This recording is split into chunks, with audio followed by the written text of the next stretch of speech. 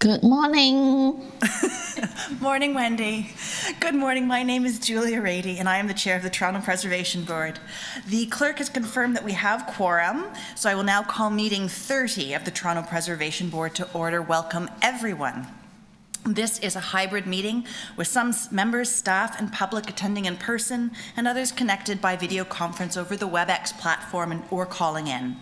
This meeting is also being live streamed online at youtube.com/Toronto City Council Live. Because we are meeting in person and remotely, we ask for your patience with any delays and technical issues. If you are registered to speak at today's meeting, please listen for me to call your name. I will call speakers in the order they appear on the list, and the list of speakers can be viewed online by visiting the Toronto Preservation Board at toronto.ca/council and clicking the speakers box for today's meeting. I would like to request that staff and invited participants, as well as all observers joining remotely, keep their video off unless they need to speak or answer questions. This will make it easier for me as chair to see the members as we debate and vote on agenda items. I will also ask that all members keep their microphones muted unless you wish to question staff or speak to an item. If members wish to speak on an item, please make sure your video is on and raise your hand and unmute your mic and indicate your intention to speak, and I will create a speakers list.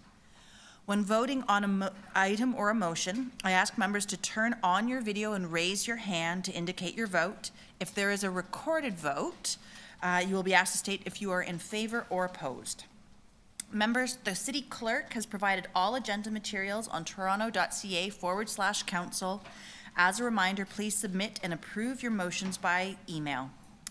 Staff are available at hertpb@toronto.ca to help with motions. So although we may be meeting in different locations today, the Toronto Preservation Board would like to acknowledge that the land we are meeting on is the traditional territory of many nations, including the Mississaugas of the Credit, the Anishinaabe, the Chippewa, the Haudenosaunee, and the Wendat peoples, and is now home to many diverse First Nations, Inuit, and Métis peoples. We also acknowledge that Toronto is covered by Treaty 13 with the Mississaugas of the Credit. Are there any declarations of interest under the Municipal Conflict of Interest Act? If you do have an interest, please raise your hand or unmute your mic and indicate the nature of your interest and the item number. Mitchell.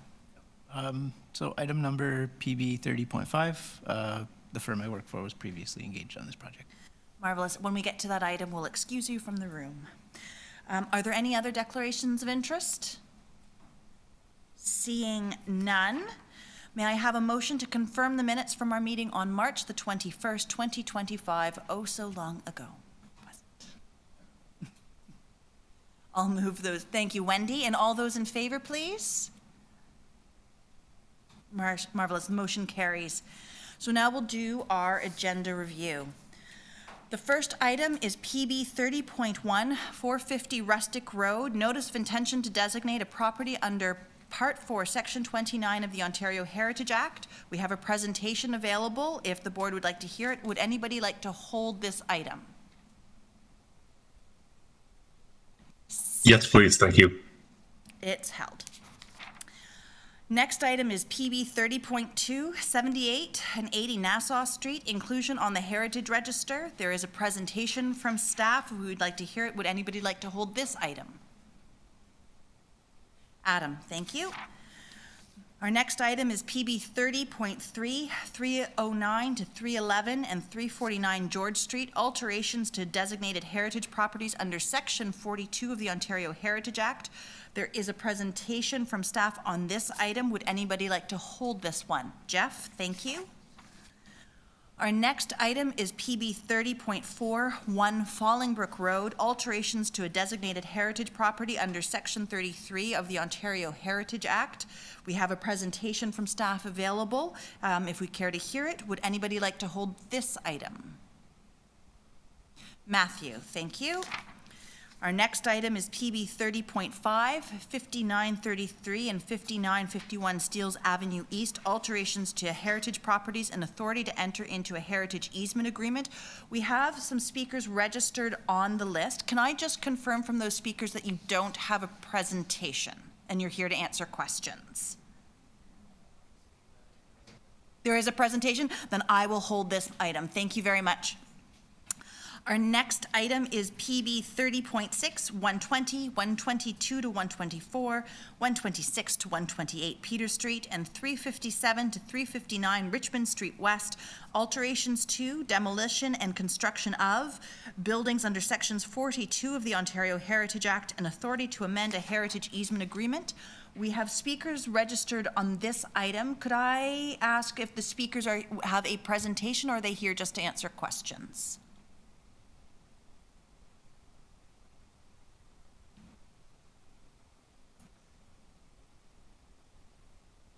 Probably weren't expecting me to this early in the game. Is Ahmad, Carlos, Shamir, Isabel, or Sammy available? Madam Chair, I think they are on the online WebEx platform. Yes, thank you, Yes. Adam. Yeah. We've got it rolling here. Good morning, Madam Chair. Ahmad Gattas is here. I'm not sure if you can hear me. No, I can't. Ahmad, are you here to answer questions with your team, or do you have a presentation? I'm only here to answer questions, no presentation for me. Okay, thank you very, very much. So our speakers are here to answer questions. We have a presentation from Heritage staff. Would any of my board members like to hold this item? Adam. Thank you. And that, I think that was our last, PB 30.7. 43, 44, and 45 Price Street, demolition of buildings within the South Rosedale Heritage Conservation District and approval of replacement buildings. We have a public speaker registered. Nicholas, are you here to answer questions, or do you have a presentation? Only here to answer questions. We don't have a presentation prepared. Thank you very much. Would any of my fellow members like to hold this item? Adam. And finally, PB 30.8, 1117 Queen Street West, alterations to a designated property and demolition of heritage attributes of a building on a designated property under Sections 33 and 34.11 of the Ontario Heritage Act. Request for directions. We have a presentation from Heritage Planning staff available if we would like to hear it, and this also contains a confidential attachment. Would anybody like to hold this item? Jeff, okay. Back to the beginning. So for PB 30.1, good morning, Elaine. It's all yours. Good morning, Madam Chair and members of the board. My name is Elaine Eigel, and I am one of the city's heritage planners on the policy and research team in heritage planning, and I will be presenting today on item PB 30.1, 450 Rustic Road, Notice of Intention to Designate a Property under Part 4, Section 29 of the Ontario Heritage Act. Next slide, please. The subject property at 450 Rustic Road is located on the north side of Rustic Road, south of Highway 401, and west of Keele Street in the Maple Leaf neighborhood in the former municipality of North York.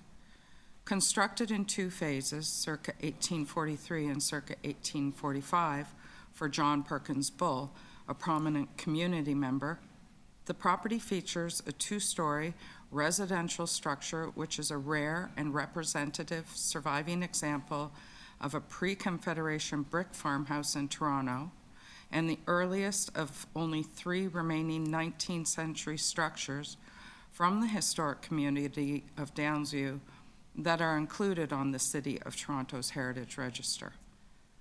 The subject property was recognized for its architectural and historical significance by the former municipality of North York in 1977 with its inclusion on the Heritage Inventory. And following amalgamation, it was listed on the City of Toronto's Heritage Register on September 27th, 2006 for its cultural heritage value or interest. Next slide, please. Heritage planning staff have undertaken research and evaluation and determined that the property at 450 Rustic Road meets Ontario Regulation 906, the criteria prescribed for municipal designation under Part 4, Section 29 of the Ontario Heritage Act under all three categories of design, associative, and contextual value. Next slide, please. Pardon me. The subject property has design value as a rare and representative example of an early to mid-19th century brick farmhouse incorporating Georgian and Italianate architectural features. Downsview House was constructed in two phases. The first section was built circa 1843 and the second circa 1855. In 1984, the North York Historical Society hired summer students to draw 8 historical buildings, including Downsview House. For ease of reference, the Downsview House elevations that you see before you have been annotated to show the different sections. The circa 1843 section is highlighted in blue, and the circa 1855 section is highlighted in red. The rectangular form, massing, and detailing of the circa 1843 section, including the moderately pitched side gable roof, balanced window openings topped by brick voussoirs, and multi-paned, flat-headed windows separated and supported by wooden muntin bars, are all reflective of the Georgian architectural style. The circa 1855 section is defined by its 2-story, square massing, shallow pitch, hipped roof with deeply overhanging eaves decorated with ornamental wooden brackets, prominent brick and wood-clad projecting tower, decorative brickwork including raised brick coins, decorative string courses, and brick voussoirs, segmentally arched windows with hood moldings, and large rectangular multi-pane windows, all of which are elements indicative of Italianate-style villas and farmhouses in Ontario. Upon its completion, this grander section became the Bull family's main farmhouse, and the smaller circa 1843 section became the West Wing. As viewed from Keele Street across an expansive green lawn, the main house served the dual purpose of reflecting Italianate architecture's goal of creating places that were meant to be picturesque ornaments in carefully landscaped settings, and as a prominent statement of John Perkins Bull's standing in the community. Next slide, please. The subject property is valued for its direct associations with multiple members of the Bull family, including Bartholomew Bull, who, in 1830, purchased the 200-acre property from the estate of the Crown grantee, Robert J. Gray. It also has direct association with Bartholomew's son, John Perkins Bull, a deputy reeve and justice of the peace for York Township, and the person who had Downsview House built. It was John's first wife, Carolyn Nee Carpenter Bull, who is credited with naming the property Downsview because of its position on a high point of land, which afforded it a view of the surroundings or downs. The name was later given to the local post office, church, school, and community. And the property is associated with John's grandson, William Perkins Bull, who was born at Downsview House. William Perkins Bull was a lawyer, business person, philanthropist, and a local history collector and author who is best known for establishing in England during World War I the Perkins Bull Hospital for convalescent Canadian officers, as well as for his love of history. William's passion for local history led him to undertake research and write multiple books on the history of Peel County and surrounding area, including his last book, From Oxford to Ontario, A History of the Downsview Community, which includes a sketch of Downsview House by another of John Perkins Bull's grandsons, Forsley Pemberton Bull Page of the prominent Page and Steele architectural firm. Next slide, please. The subject property has historical and associative value because it contributes to an understanding of the early development of the historic community of Downsview. As the village's namesake, Downsview House played a central institutional role in the fledgling community, both as a place of worship for York Methodist or Downsview United Church, from its founding in 1844 until 1850, and as a reported informal courthouse and jail during John Perkins Bull's 35-year term as the local justice of the peace. Next slide, please. Pardon. Downsview House has contextual value as it is physically and historically linked to Rustic Road. Originally named Bull or Bull's Lane, this road was likely the namesake of the original owner, John Perkins Bull, and the laneway to the circa 1843 house, whose principal or south elevation is oriented towards this road.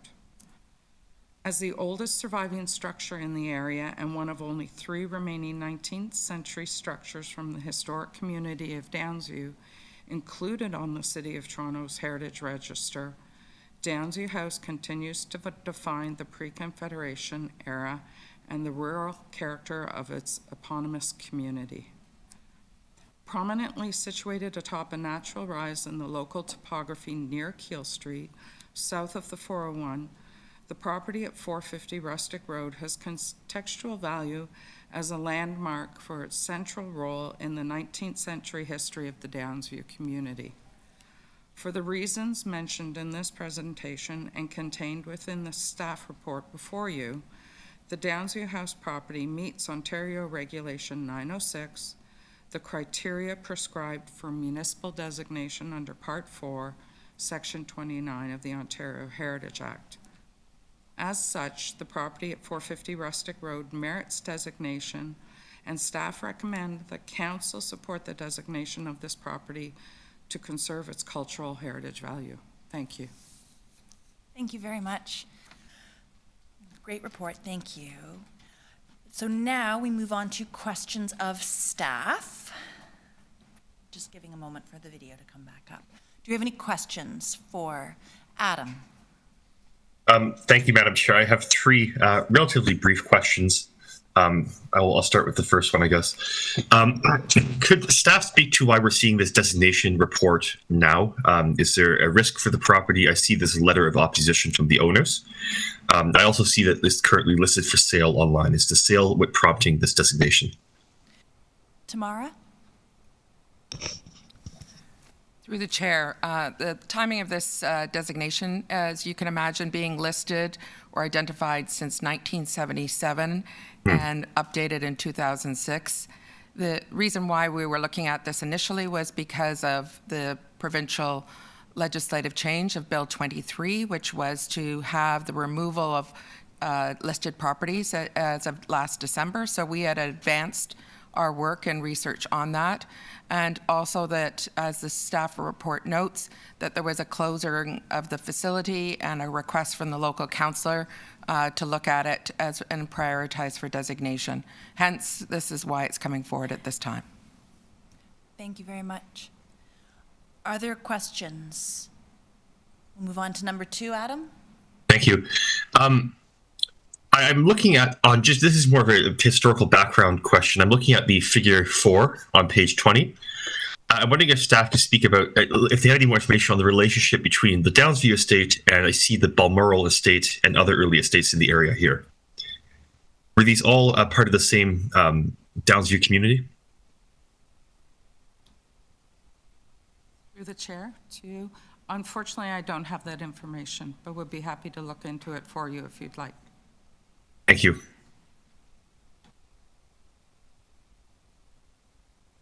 All right, Adam, one more? Yes, thank you. Similar question to the one before. I note that there's a lost river on the map here. Is any information available about that? That was originally part of this estate. Sorry, Adam, it just got a little bit fuzzy on our end. Do you mind repeating? Absolutely. Similar question to the one before. On figure 4, I note that the Downsview estate has what appears to be a lost river in it. Is that at all reflected in this designation bylaw, the presence of that waterway? I know the city has a policy for daylighting both culturally and physically of these resources. Through you, Madam Chair. Again, this is information I don't have available at this time, but would be happy to answer it. Not to worry, I'll send an email. Thank you. Thank you very much. Are there other questions of staff? Seeing none, I have a report before us with recommendations. Would anybody like to move the recommendations in the report? Alex, thank you very much. All those in favor? Oh, sorry, wait a second, you're right. We need to talk amongst ourselves before we vote. Oh my gosh, the first item and I'm already off the rails. Do we have any comments, my fellow members? Alex? Yes, I wanted to make a comment. I enjoyed the excellent report and the connection that maybe Adam is thinking about with the Bull family down around Davenport Road, DuPont area. Because I've been confused for years about this, and this property was formerly in our area in the North York Preservation Panel area, and we were rather surprised that it moved out of it with the changes in the boundaries. And the North York Historical Society, I think, still considers it to be part of North York. So I'm glad that it is being recognized. Our panel has suggested, in fact, was in touch with Councillor Nunziata, and that may be responsible partly for moving it ahead the way it has been moved ahead. So thank you. Thank you very much. Are there other questions or, sorry, are there other comments or discussion points? Adam. I just want to note, it's fascinating to see the same names that are in downtown Toronto historical neighborhoods reflected here in the North Toronto, North York neighborhood. You know, we have the Gwynns, the Dennisons, and I will certainly reach out for more information about that Balmoral estate as well. But I thank Alex for raising this comment about clarification, especially with the changing boundaries within the panel districts. Are there other discussion points? Seeing none, let's try this again. I have a motion, sorry, I have a staff report before us with recommendations. Would anybody like to move the recommendations in the report? Alex, thank you very much. All those in favor? And the motion carries. Thank you very much. Moving on now to PB 30.2, 78 and 80 Nassau Street. Welcome to the floor, Gary.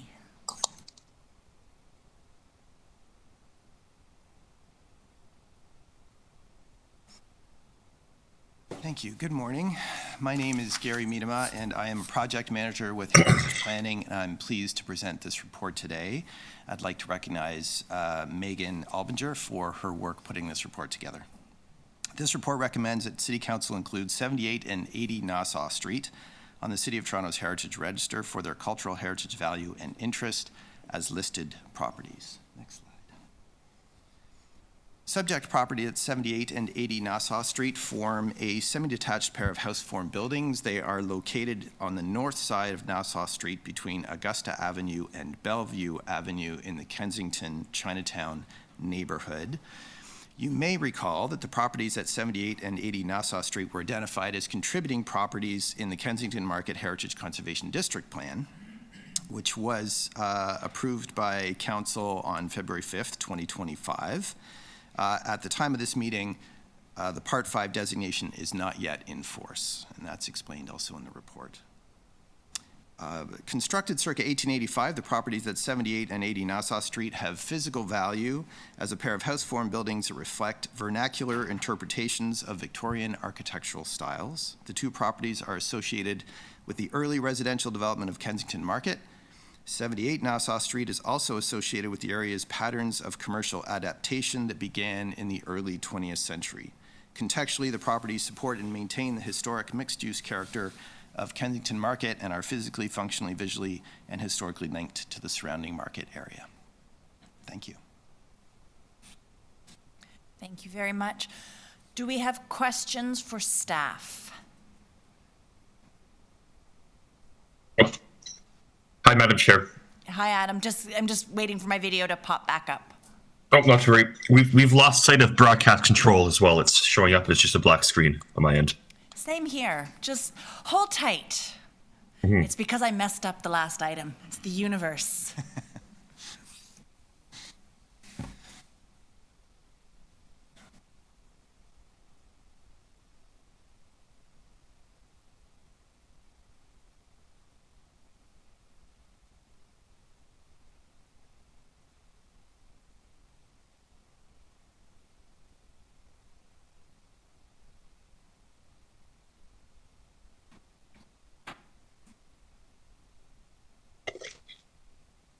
hope City Hall hasn't collapsed into a black hole.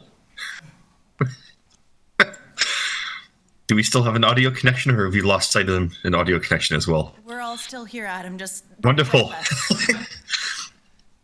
I'm saving my jokes for later when we really need bad puns.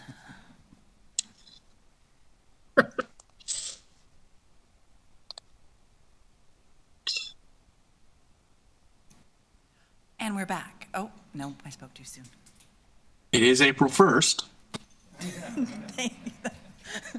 Yes, precisely.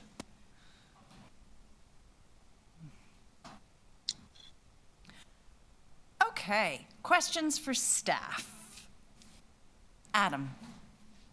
I'd like to thank staff for bringing forward this report. Could staff speak to as why we are seeing this report when the Heritage Conservation District is also, from my understanding, completed and potentially under appeal? Is there a risk for these properties or something that's prioritizing this separate report? Adam, I can say, as I usually do at this point, that we bring forward listings for a bunch of reasons, and we do believe that these properties have cultural heritage value, and staff are bringing them forward to council at this time for listing. Thank you. Other questions for staff? Seeing Adam, is that question or comment? I'd say a question, perhaps.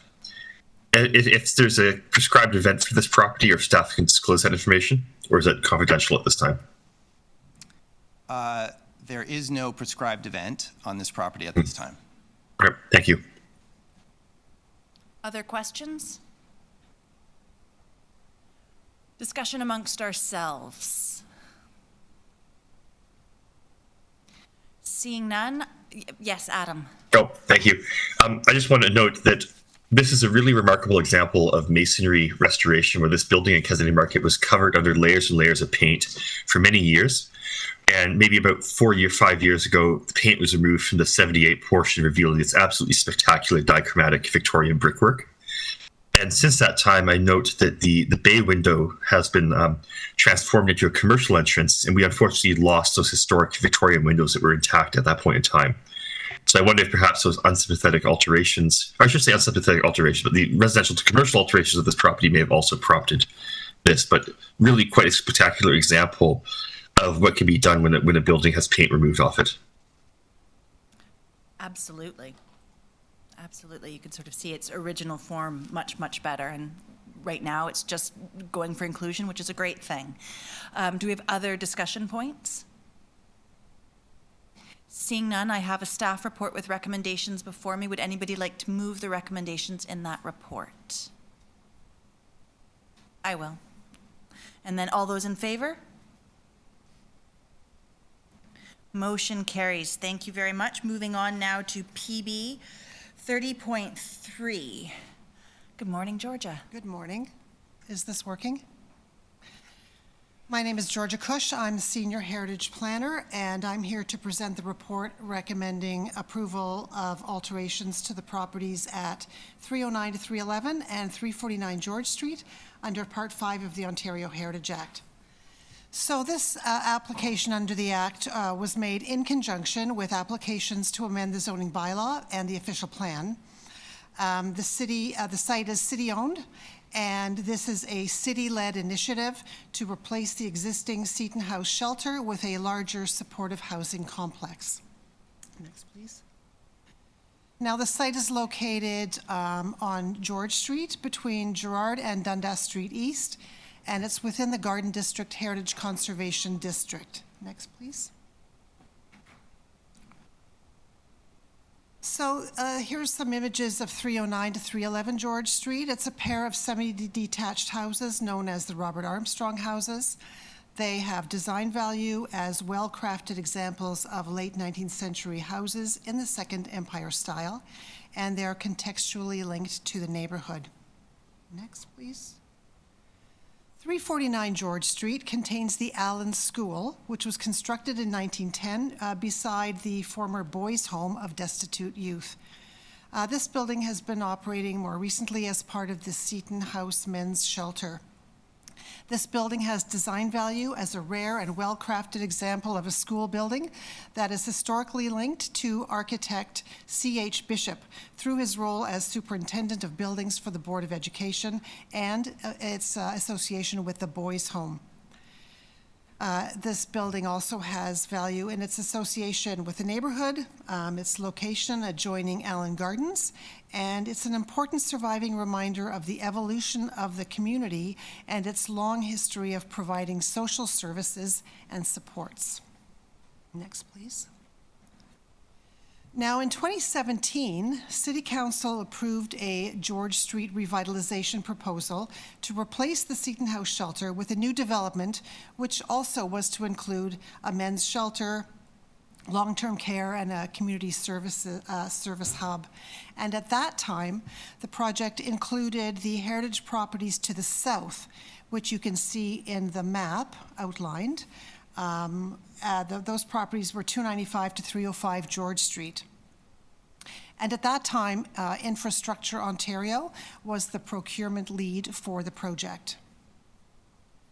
This resulted in a council approval, which integrated all the subject heritage properties with the exception of 301 to 303, which had been approved to be demolished due to its extremely poor condition following a fire. Next, please. Now, since 2017, there have been a number of interdivisional discussions about the site. And also, since 2017, the Garden District HCD plan came into force in 2021.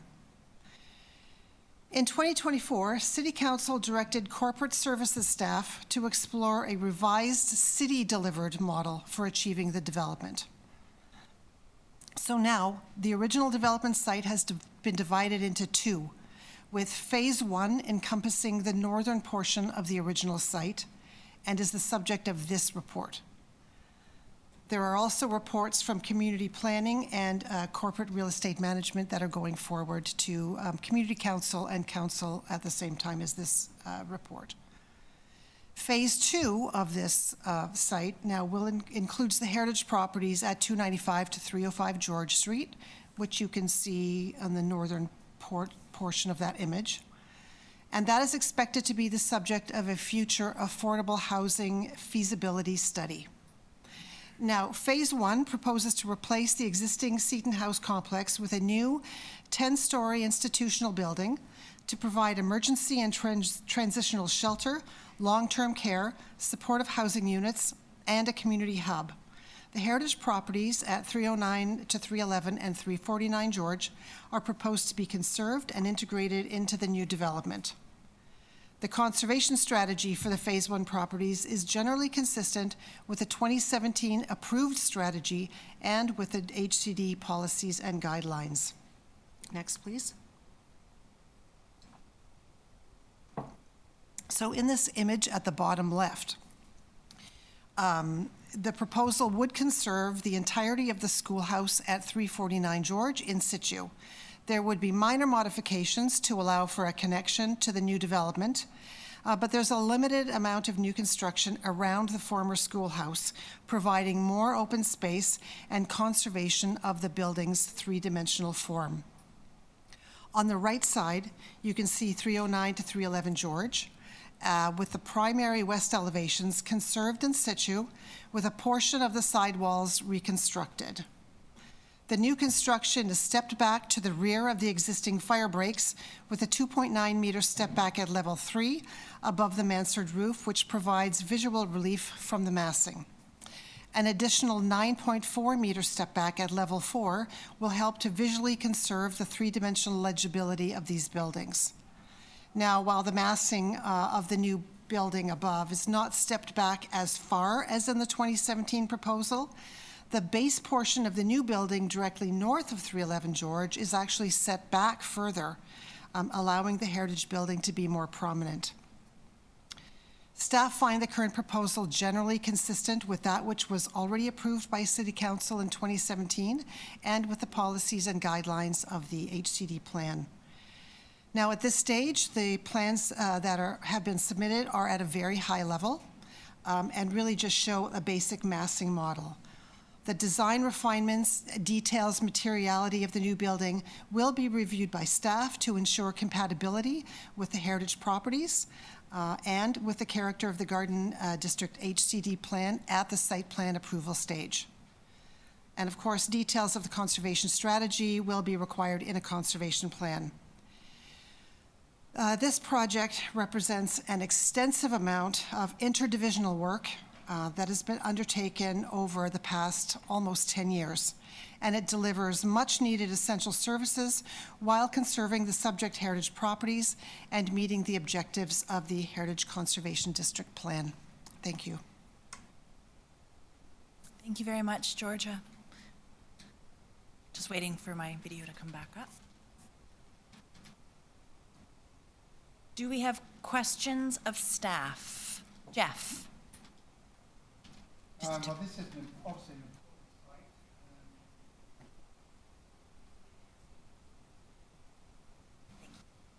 yeah, this is an important, critical site, I guess, in terms of shelters, and it's also a city-owned property and a city development, reflecting really the city taking a very proactive approach. It's a bit disappointing, though, the amount of the level of conservation. This is within an ACD too, so you've had all that study there. It should be setting a high standard of conservation. The 349 seems to be distinct, but the 309, 311 appears to get sort of lost. It's reduced to a two-dimensional facade with a cantilever above. Is this conservation strategy, is it in sync? Is it really in sync with the HCD policies, and or does it in fact set a poor precedent rather than a good precedent? Through the chair. So the step backs, particularly above 309 to 311, are not as deep as they were originally proposed in 2017. But one of the major factors driving that was the need for a regular floor plate in order to accommodate the programming and the services needed in the new building. So in the 2017 proposal, you might remember that the new building above 309 to 311 was stepped back, it was carved out. That actually presented a lot of problems for the long-term care layout. And so they really did need a more square, rectangular building without a lot of jigs and jags. Thank you. Other questions of staff? Adam. Thank you, Madam Chair. I have about 4 questions. I will go through them one at a time.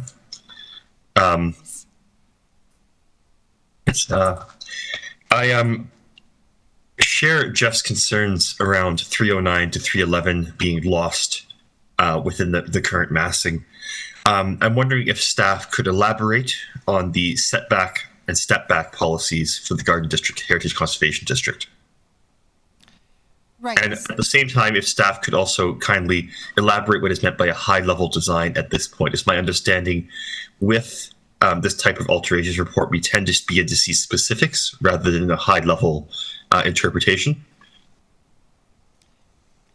So with regard to the step backs, the new massing above buildings, I believe is required to be set back behind the rear wall of a building. And in this case, we needed some give and take because of the essential services that are being proposed on this site.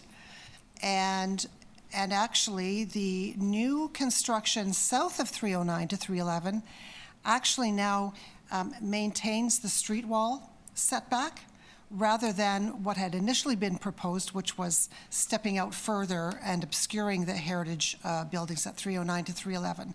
So that helps to offset some of the massing. And your other question regarding the high level. So, yes, thank you. Just clarification what you meant by a high level design at this point, because it seems that a lot of the factors, such as setback, materiality, placement, is still up for debate. Is it premature for us to be voting on alterations to a designated property report when those are still in flux? Well, I don't think so. Right now, we are really dealing with the massing and where the new construction is going to happen. And we do have a conservation strategy in terms of which portions of the heritage buildings will be conserved and reconstructed, and where interventions will be made. So it really is just now about fine-tuning the design and the materials, which are often done at the site plan stage. Thank you very much. Adam, just going to read the room and make sure there aren't other questions of staff before we move on to your next. Wendy. Yeah, I just like to echo the previous member's colleague, and personally, I feel exactly like disappointed of the preservation level, and I think I'm not going to repeat the point. I just want to express my disappointment. Thank you. Okay, thank you, Wendy. We'll also make sure that we have time that we can talk and air those comments amongst ourselves too after we have our questions. Adam, question number 2. Thank you. Thank you, Madam Chair. I'm wondering if staff could speak a bit more about what the current materiality and massing of the podium between the two buildings consists of. It looks as if it's an orange color, either brick or metal, and the specific integration of 309, 311 with that podium structure. Again, those details have not yet been worked out.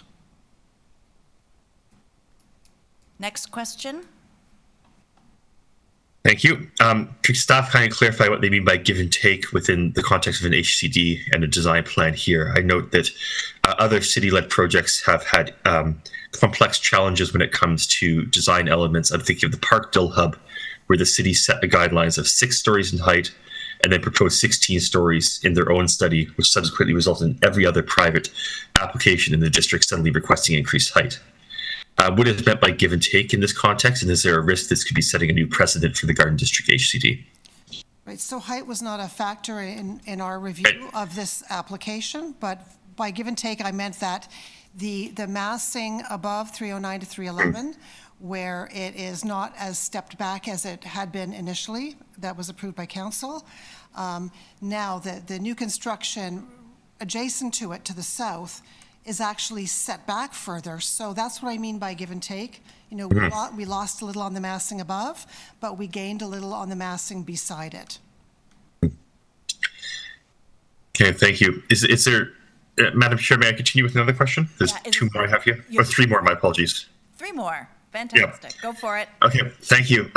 Is there still a risk that give and take of massing, I do want to respect there is a transition, that perhaps there's an opportunity to better parse out, but in regards to that massing, is there a risk this could be setting a new precedent for every other development in the Garden District HCD?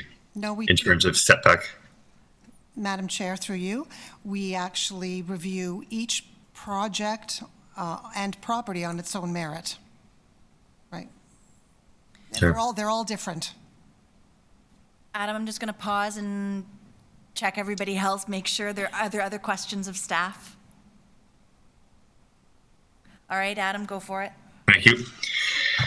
I'm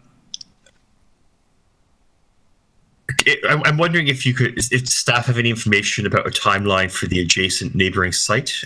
This has historically been viewed as a row of historical buildings on George Street, from the Fagan House at 295, which I note is in a severe state of deterioration at this point, through to the Allen House, or the Allen Schoolhouse. I wonder if staff could speak a bit more about why the decision was made to sever these 2 sites, and why the decision was made to sever them between the Thomas Meredith House and the Robert Armstrong House. Madam Chair, through you, I am going to ask Jed Braithwaite to maybe help me with that answer. He is with CREM. Jed?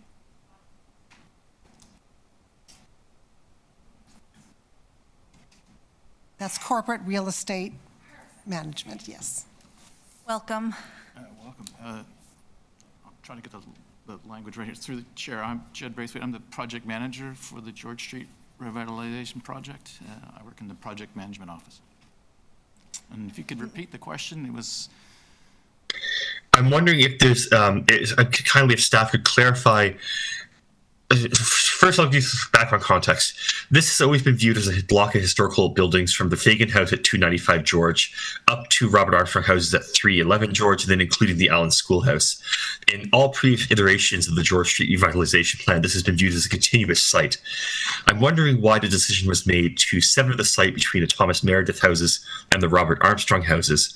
And if you could speak a bit more about both the timelines proposed for that site to the immediate south and potential plans for that site, seeing as these are a continuous row of historical buildings. Okay, there's a lot there. So let me try to unpack that a little bit. We'll have to go back when the project was being run by Infrastructure Ontario. The size of the project was much larger than the project you're seeing today. It's about approximately half the size of the IO project, which is why it's really only covering 2/3 of the site under the IO version. This gave us an opportunity, or gives the city an opportunity, to look at the south portion of the site as an affordable housing property. So that's why we phased it. So phase 1 is the Seton House proper. Phase 2 is a possible supportive housing project. The other reason we did that was that the phase 1 is much farther along in the approval process. What did we say, 10 years? Yes, so they've been talking about this for about 10 years, and so it's much further along in the approval process. A lot of the studies have been done, a lot of the consultant studies have been done for the what we're calling the phase 1 project, whereas for phase 2, it's really in the very, very beginning stages, and so they have been severed both because of the size of the project and the approvals process. And then I think there's like 4 questions in that one question. And then the timeline for phase 2, that has not really been determined yet. It's really at the beginning of working out what that project might be. So I mean, it's not a great answer, but that's where we are with that right now. Mm-hmm. Thank you very much. I'm just going to interject and ask, is it out of the ordinary for projects to be phased like this, across the city or across sectors? No, I don't think so. Actually, I think this project has a long history, and throughout its evolution, I think it's gone from the size it is now, and then it grew quite a bit, and now it's actually kind of back to its original size in 2017, and that's given the city an opportunity to look at it again and say, well, actually, this is something we should actually phase. So I don't think it's terribly unusual that a project, certainly of this size and of this history, that ends up being broken up into different pieces. Thank you very much. Are there other questions of staff? I know you've got one more, Adam. I'm just making... Two more. Two more. Okay, go for it, Adam. Thank you, Madam Chair, and thank you to City staff for the questions so far. I'm wondering if City staff could kindly clarify why basic... I'm going to try and phrase this very politely. Basic standards of upkeep for heritage properties are not being met on the heritage properties on this site to date. These buildings are severely deteriorated in their current condition, and given there's no clear timeline, is there an opportunity for interim repairs in the meantime? So the properties were secured and stabilized sometime around the 2017 approval, and that's been maintained to date. There will be, of course, the conservation of the subject properties as part of the development proposal, and the buildings to the south will be stabilized. Right. Through the chair, this is going to be a construction site. All of the heritage buildings will need to be taken into account. They'll need to be prepared by the construction manager to make sure that those buildings are maintained throughout the construction process. Thank you. Adam. Thank you, Madam Chair, and I'll have some further comments around the state of them during this discussion session. I'm wondering if staff could kindly clarify who Robert Armstrong was in terms of the Robert Armstrong houses and the nomenclature policies for naming houses in this context. Was this the builder? Was this the first occupant? Was it an early property owner? And why that specific name is being used in this context? I don't have the designation, the statement of significance with me, so I would suggest then that anyone who wants to learn more, read the designation bylaw. Thank you. Are there other questions of staff?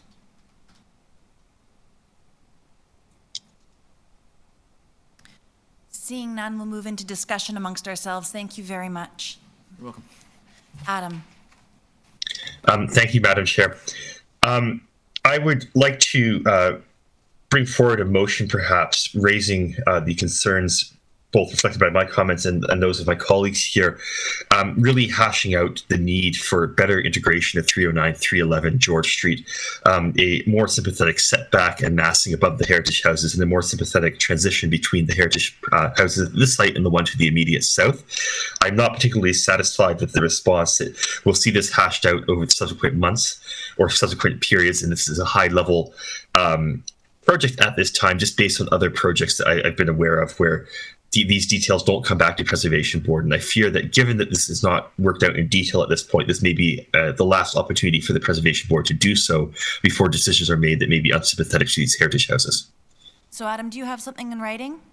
I'll send something over if we could hold this item. And then I have one other comment, just briefly, if I may, Madam Chair. My thinking is, if I've got to table the item, let's hold all of our discussion until that point, and then we can assess the merits of like whether it's a timely or an appropriate motion in lieu of this item, and then we can have a more fulsome discussion. So let's table and move on while you get your wording together. Yeah, absolutely. Thank you. And now to PB 30.4.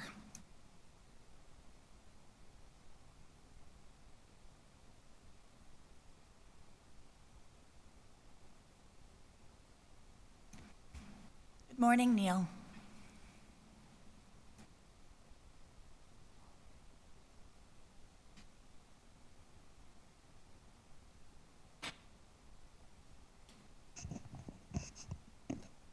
Good morning, everyone. I'm Neil McKay, Heritage Planner, and I am presenting today on agenda item PB 30.4. Staff recommends that City Council approve the alterations proposed for the designated heritage property at 1 Fallingbrook Road in connection with a proposal to alter the heritage building by constructing a contemporary addition at the north and east elevations. Next slide. The subject property at 1 Fallingbrook Road is located on the east side of Fallingbrook Road, south of Fallingbrook Crescent, at the terminus of Queen Street East. The subject property is located at the southwestern edge of Scarborough's Birchcliff Cliffside neighborhood.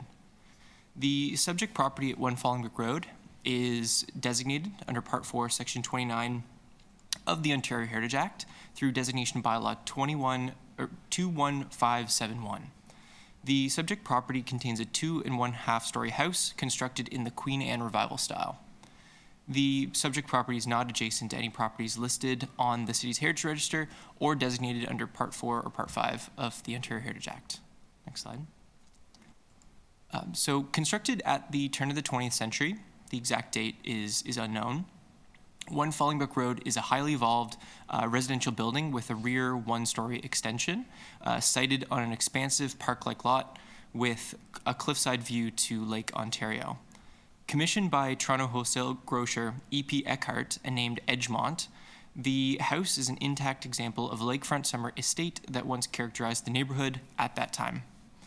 The house is of clapboard frame construction with wood-flared eaves and decorative corbels at the gables. The west facade of the original house is characterized by an asymmetrically placed 2-story bay, crowned by a prominent, slightly projected shingle-clad gable with a centrally placed triple-hung window. Next slide. And here's some archival photographs showing the original condition of the building with the original porch configuration and original turret on the roof. Next slide. So the large house was modified in various stages, most significantly in the mid-1990s, with the addition of rear living space and a recreational wing, as well as a pool and freestanding pool house in the northwestern corner of the property.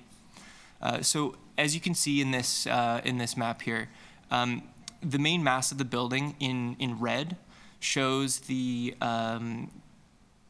the main mass of the building in red occupies the central portion of the property. The estate's original garage, also shown in red, still stands at the northeast corner of the property, although it has been heavily modified. The designation bylaw for the property includes a frame summer gazebo as a heritage attribute of the property. However, the gazebo was destroyed by fire in the late 1980s. Next slide.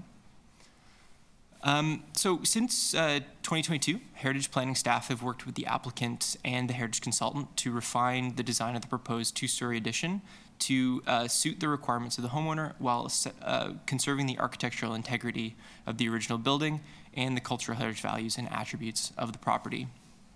The proposed development contemplates the in situ retention of the original structure and construction of a contemporary two-story addition at the north and west elevations of the Heritage House. So as shown here, the addition will follow an L-shaped footprint adjoining the east and north elevations of the Heritage House. Non-original and unsympathetic additions to the house are proposed to be removed. The addition will follow a similar footprint to the existing non-heritage additions. Next slide. Here are the existing and proposed north and south elevations. The addition is proposed to be of contemporary design and materiality. The northwesternmost Fallingbrook Road frontage will be set back further from the street than the existing pool house structure. The gable roof will be altered, as the third floor shed dormer on the south elevation will be replaced with a turret to match the removed original, which is based on archival photographs. Other removed architectural features, including a ground floor porch on the south elevation, are proposed to be restored or reinstated to reflect the original design intent of the structure based on building records and photographs. So the designation bylaw for the property identifies the 25/2 pane double hung sash windows filled with clear leaded glass as heritage attributes. However, all the leaded glass windows were removed in the 1990s. And the strategy is to replace the existing windows which are not heritage material, with wood sash windows that match the profile of the original wood units. Next slide. And here are the existing and proposed east and west elevations. A double height glazed reveal will separate the original fabric from new construction at the west elevation. The bays, found on both the first and second story of the home, and which contribute to the irregularity of the building's structural massing, are proposed to be altered. The proposal also includes the removal of a single-story addition adjoining the south-facing facet of the bay window, located on the ground floor of the west elevation. The removal will reinstate the original form of the two-story bay, visible in archival photographs and evidence through interior investigation. One bay window on the second floor of the east elevation is proposed to be removed, shown in red, but it is not visible from the public realm. An existing opening at the southernmost corner of the second floor of the west elevation of the Heritage House, currently obstructed, will be reopened and partially glazed by an arched window in reference to the existing arched window to the north, which is not original. And other removed architectural features, including an entrance portico on the west elevation on the ground floor, are proposed to be restored or reinstated to reflect the original design intent of the structure based on archival building records and photographs. And that concludes the presentation. Thank you very much. Do we have questions for staff? Adam. Thank you, Madam Chair. Could staff kindly clarify the alterations as they face Lake Ontario and as they face Fallingbrook Road again? Thank you. Yes. So through the chair, the additions facing Lake Ontario, give me 1 second.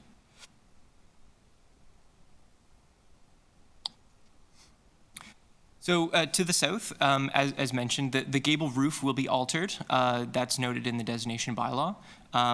As the shed dormer on the south elevation will be replaced with a turret to match the removed original, which is based on archival photographs. And then the ground floor porch on the south elevation is proposed to be restored or reinstated to reflect the original design intent of the structure, and also the windows. The porte cochere, which is the visible from the Queen Street elevation, that's non-original, and that is proposed to be removed. As well as the on the west elevation, the bay will be altered that faces Queen Street East, but that will be reinstated to its original condition by removing the ground floor portion of that on the first floor. And then also there will be one arched window added to that elevation, and then the new entrance as well, which is visible in archival photographs and evidence through interior elevation. That will be added to the structure as well. That's to the original house. If you'd like me to go into greater detail about the addition, I can. Adam, do you need that? It would be appreciated, yes, thank you. This is such a prominent property in that district. Yes, so for the new construction, it will be visible from the Fallingbrook Road, Queen Street elevation, or visible from the public realm in that area. So the new addition will incorporate a new pool structure on the elevation facing Fallingbrook Road, but that matches the existing pool structure that's in this location, including a garage. The car entrance for the property will be moved from Fallingbrook Road, and that the location of that the existing driveway will be moved to the rear off of Fallingbrook Crescent. But largely the structure will remain similar to what is existing where this new addition is proposed. Thank you. Other questions of staff?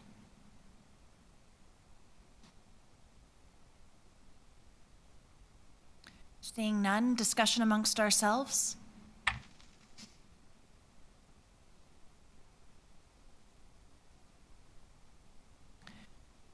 Seeing none, I have a staff report with recommendations before me. Would anybody like to move the recommendations in the report? My apologies, Madam Chair. I have one brief comment for amongst ourselves. Okay. There's just a minor lag. It's really great to see the reinstatement of the original turret on this property. I note there's another similar property called the Castle of the Four Winds, the Chateau de Quatre-Vents, just a few 100 meters west of this site. So really great to see those turrets reinstated. We're actually undertaking a study of turrets as they face Lake Ontario in the Parkdale district right now. So a very interesting design and trend that we've seen all across the lake, and you'll see one behind me right now that used to be at the foot of Yonge Street. So really great to see this reinstated. And I thank you for the report and the presentation today. Thank you, Adam. Any other discussion points? Seeing none, we have a staff report with recommendations before us. Matthew has moved those recommendations. Thank you. All those in favor? Motion carries. We're going to move on to our next item, PB 30.5. And at this point, we're going to say goodbye to Mitchell, and we'll call you back when we're done. And just in case anybody wondered if I was going to drop the ball, no, in red pen, I've said we have to do a recorded vote. So, keeping myself honest today. Neil, I think you're still on. Yes, thank you, everyone. I'm Neil McKay, Heritage Planner, and I'm also presenting on agenda item PB 30.5. Staff recommends that City Council approve the alterations proposed for the designated heritage properties at 5933 and 5951 Steeles Avenue East in connection with the development application on the subject property, and that Council grant authority to enter into a heritage easement agreement. Next slide. Next. The development site, 5883 to 5951 Steeles Avenue East, is located on the south side of Steeles Avenue East, east of Middlefield Road and west of Markham Road in Scarborough. The northeast corner of the approximately 7.3 hectare development site includes two properties designated under Part 4, Section 29 of the Ontario Heritage Act, highlighted here in yellow. The surrounding neighborhood to the south, east, and west is primarily a mix of low-rise, warehouse, office, and light industrial buildings on large lots. The land north of Steeles Avenue East, located within the city of Markham, is occupied by a residential subdivision constructed between the late 1980s and early 1990s. And the subject properties are not adjacent to any heritage properties on the City of Toronto Heritage Register or the City of Markham Heritage Register. Next slide. The property at 5933 Steeles Avenue East is associated with the Underwood House, a 1.5-story red brick Ontario cottage that was constructed at an undetermined date sometime between 1875 and 1891. The property was acquired by the Underwood family in 1875, with Richard Underwood as the owner between 1890 and 1907. The building is a representative example of a late 19th century residential building with heritage attributes found on the exterior walls and roof. Contextually, the Underwood House has cultural heritage value for maintaining the character of Steeles Avenue East and contributing to a group of recognized heritage buildings. Next slide.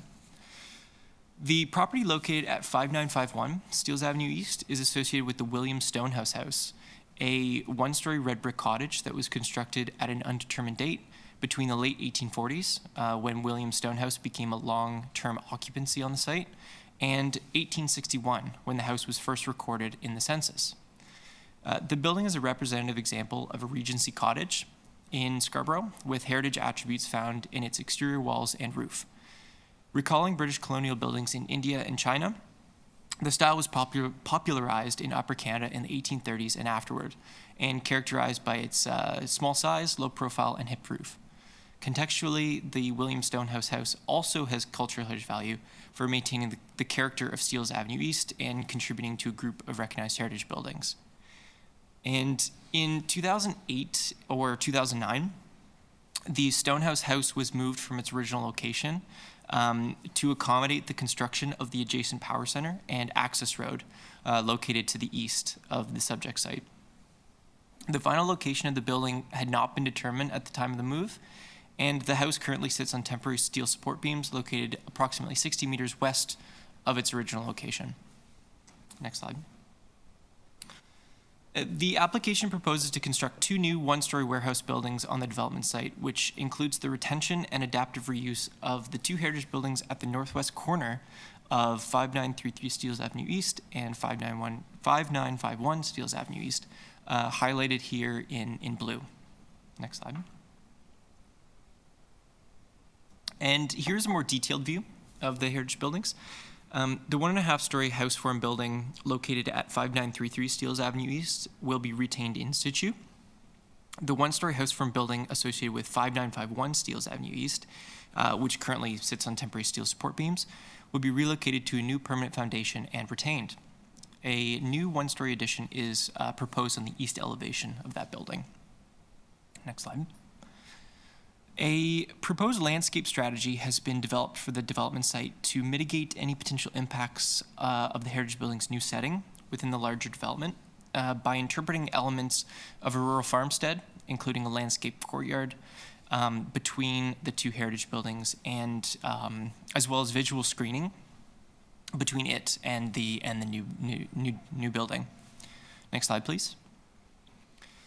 So the conservation strategy proposes the in-situ retention of the Underwood House at 5933 Steeles Avenue East, with conservation work to address the existing condition of the heritage building and to bring it into a state of good repair.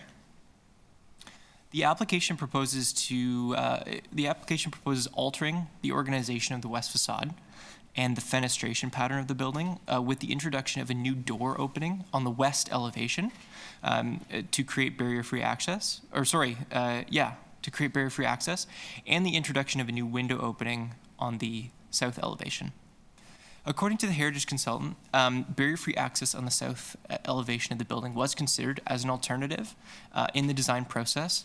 However, the existing door opening would not be sufficiently sized to provide barrier-free access to the buildings, as well as wayfinding and programming constraints, given the future use of the building.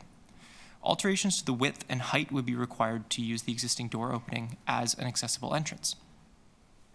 The gabled hood with wood brackets above the entrance, a later addition to the building, will be removed. The existing porch on the north elevation is also a later addition to the building and is proposed to be replaced with a new historically appropriate porch. The non-original chimney on the north elevation is proposed to be removed, and the underlying masonry will be repaired. Next slide. And the conservation strategy proposes the retention of the Stonehouse House at 5951 Steeles Avenue East on a new permanent foundation located approximately 2 meters southeast of its current location, with conservation work to address the existing condition of the heritage building and to bring it into a state of good repair. The proposed development proposes to alter the near square plan of the heritage building with a proposed one-story addition on the west elevation. The addition will be set back from the north and south elevations and will not exceed the height of the retained building. The addition will feature metal cladding and a simple gable roof, providing subordinate design response and maintaining the prominence and three-dimensional legibility of the heritage building when viewed from the public realm. The new construction will utilize a contemporary design and expression, distinguishing between old and new, and the Stonehouse House will continue to be read independently as a Regency cottage.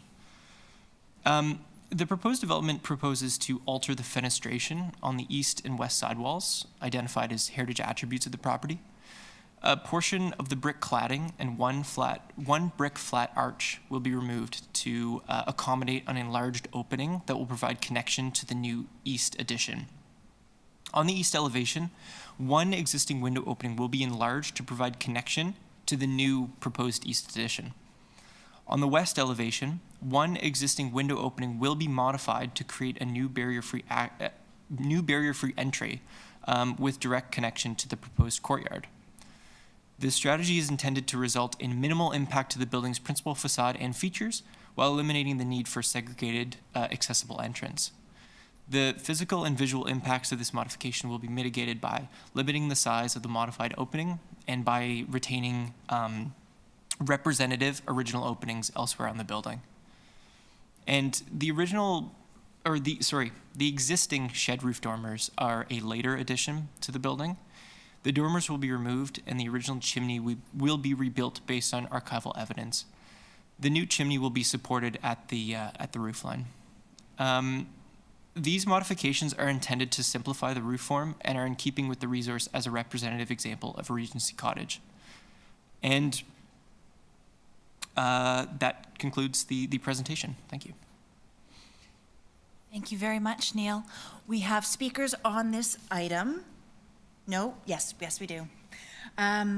Noah and Dan, you're welcome to come on down. We'll give Neil a break for a few moments before we ask him questions.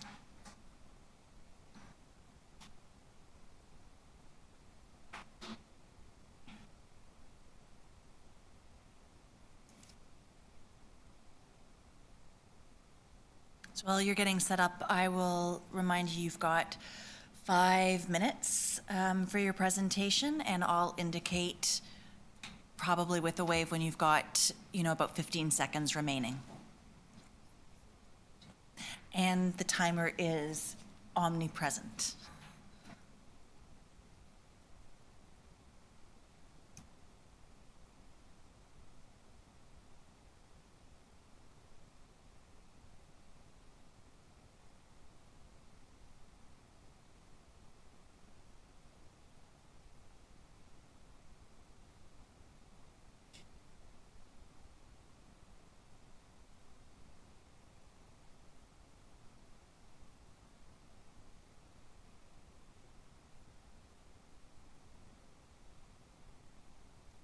Good morning. Good morning, Madam Chair, members of the board. My name is Noah McGilvery of ERA Architects. And some of you may already be familiar with this site.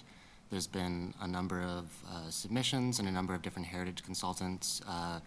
We've disregarded that and approached the site with fresh eyes and are hoping to bring some fresh thinking to the heritage strategy. When we first arrived on site, we found the two buildings, the stone house on the left and the Underwood house on the right, to be mothballed in various states of disrepair. And as mentioned before, most remarkably, the stone house was sitting on a steel framework elevated above the ground. We were curious about how this came to be. And looking at aerial mapping, we can see on the left the original location of the stone house on the adjacent site, with both buildings surrounded by the original agricultural use on the land. Flash forward to 2008, 2009, the construction of the adjacent shopping center to the east prompted the relocation of the stone house to its current temporary position where it still remains on the framework. And this aerial analysis, we delved in a little bit deeper to understand the evolution of the site over time, from the peak of its architecture or its agricultural heyday, through the diminishing of the orchards and agricultural fields that surrounded the property, the introduction of subdivision housing to the north, and finally the construction of the shopping center to the east. And we took all of this to indicate that reestablishing an appropriate context needed to be a top priority for this project. And we went about that by taking on a bit of a typological study of the rural Ontario farmstead based on the historical condition of the subject site. So kind of studying various landscape elements associated with the farmstead, such as formal front lawns, foundation plantings, roadside trees, as well as the agricultural fields themselves. And this allowed us to assemble a bit of a toolkit for approaching the siting of the building, where we're redeploying these landscape elements from the typological study on the new site to both establish a heritage precinct, but also to provide an appropriate context for the heritage buildings. And with regards to the buildings themselves, of course, as mentioned before, the stone house will be relocated to new permanent foundations. And the siting move here is to, create an alignment, a relationship between the two buildings, while at the same time defining a courtyard area in the middle of them that will be featuring a grid of trees in reference to the orchards that used to be in the direct vicinity. The buildings will be adapted for new commercial uses, and the stone house with its small floor plate was sitting under the minimum viable threshold for commercial use. The response to this was the proposal of a small and compatible addition, which is indicated in blue in the diagram. Looking at the primary elevations facing the street, we see a lot of opportunity for conserving and enhancing the heritage character of the buildings, including the restoration of the original entranceway and chimney based on archival evidence at the stone house, and the introduction of that historically compatible porch on the Underwood house on the right. And together, these moves are part of a strategy that seeks not just to conserve the heritage buildings, but also to reestablish an appropriate setting for the buildings within the context of the new development. So to sort of sum up the conservation strategy, we are relocating the stone house to new permanent foundations, adapting the buildings for their new commercial use, and providing a compatible addition to the stone house that supports that new use. Conserving the heritage fabric, and finally, but not least importantly, enhancing the landscape setting around the buildings. Thank you for hearing this, and Dan and myself are both available to answer questions. Thank you. Thank you very much. Do we have questions for our speakers? Paul and then Jeff. Thank you. I think it's a great strategy to get these buildings back in good shape and attractive. The big thing that strikes me is the context changes so much when you add that big building next to it. And my question is just what provision for public access has been provided? Is it anticipated that the commercial uses will be connected to the business of the larger building, or are you looking at freestanding commercial uses? And if so, is there enough parking? Is there a bus stop? does the public have good access to the site? Does the public have the right to use the roads on the site and park in that parking lot, or will that be considered private parking for the big business that's going into the big structure? Thank you. Both standalone commercial uses as well as warehouse supporting commercial uses are considered. And with regards to public access to the site, there is proposed a direct connection to the steel sidewalk, which leads up to the courtyard, and there is a bus stop at the corner with barrier-free access to the buildings. Both buildings have dedicated parking, including barrier-free accessible parking, directly adjacent to them, which has a pretty direct engagement with the primary entrances on the side elevations. Thank you. Jeff? Yes, I had similar questions to Paul, just in terms of, is it an associated commercial use with the warehouse, or is it independent of the warehouse? Yes, both uses are in play and potential. They could be an office which supports a warehouse tenancy, or they could be a standalone professional office or something like that. But is it the property being severed? I guess I didn't understand. Are the two buildings part of the 9.7 hectares as one property? And will the property be severed from the larger portion? It's only like 3% of the whole area, right? Right. Yeah. No. The intent is to keep them on the 9.7 hectare property. There's no severance contemplated, and the intent is really that they are tenancies similar to the other warehouse tenancies on the site. Are there other questions for our speakers? Adam? Thank you, Madam Chair. I'm wondering if we could kindly get clarification regarding the window alterations on the Underwood House and the Stonewood House, and also looking at the diagrams on pages 26, 27, and 28 all flag the chimney on the Regency Cottage to be removed, and yet there is mention of reconstruction. Yes. So first, to speak to the accessibility strategy, there really are no openings on either building that are of sufficient width to accommodate a barrier-free entrance. And in an effort to preserve the primary elevations and not intervene with any accessibility interventions, we've located the accessible entrances on the secondary side elevations, and that is where we are making local modifications to the openings to provide a compliant width for barrier-free access to the new commercial properties.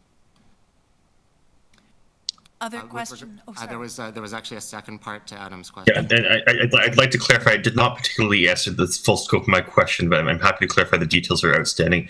On the Ontario House, and I thank you for your response so far. On the Ontario House, I'm looking at the windows as they're proposed to be altered. Could you clarify what is the top image before, the top image after, and looking at the proposed alterations? If you could just kindly clarify that, please, because these images are not immediately clear what is being changed on the second floor window openings. And the second question was specific to the chimney on the Regency Cottage, which was mentioned to be restored, and yet in every single illustration and diagram and blueprint we have here, it's listed as being removed. Yes, there is no chimney currently at the Regency Cottage, and we have evidence of the chimney in archival photography, and that's what's proposed to be restored. With regards to the second floor window openings on the Underwood House, there's no modifications or alterations proposed there. Other questions? Adam?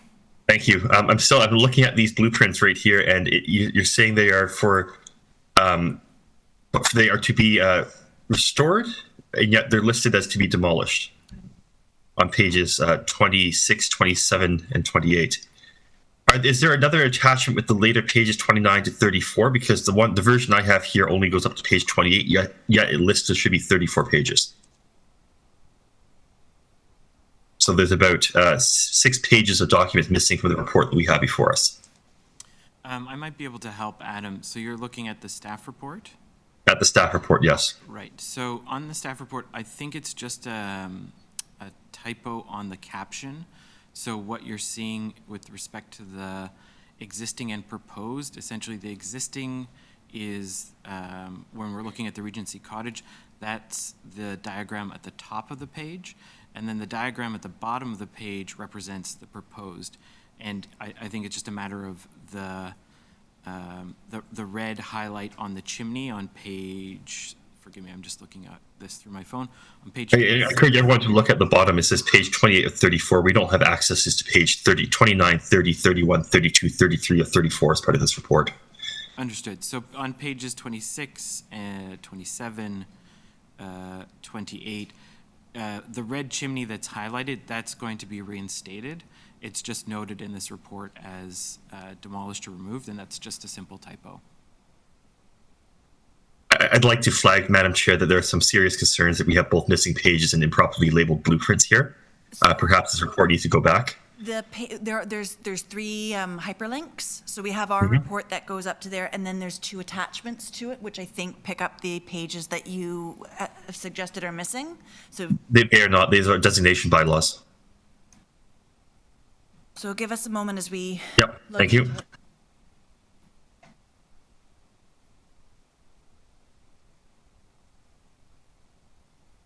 Attachment 5 and 6 are designation bylaw 107/2007, 904/2006. There's only one attachment with the actual staff report missing 6 pages, and we have improperly labeled blueprints. So it could be a suggestion that those blueprints get properly labeled as this sort of moves forward, which I think is just a good thing to do. So we're just checking with clerks now on the other.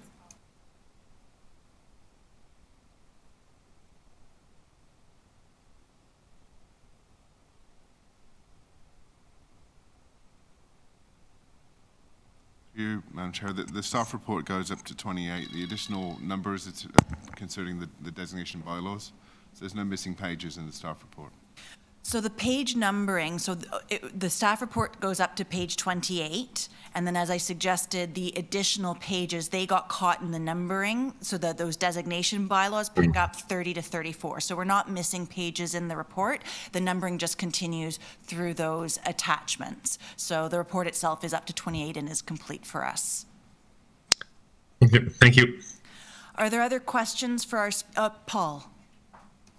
Thank you, Madam Chair. Just one more question, which is there any sort of a lighting strategy proposed for these buildings, or is that a detail to be worked out? Just wondering if you... I believe the draft recommendations include the provision of a lighting plan as one of the conditions, so that'll be provided at a later date. But certainly for the new commercial uses, there will be lighting required. Thank you. Any other for our speakers? All right, thank you very much, gentlemen. Thank you. And now we'll ask questions of staff.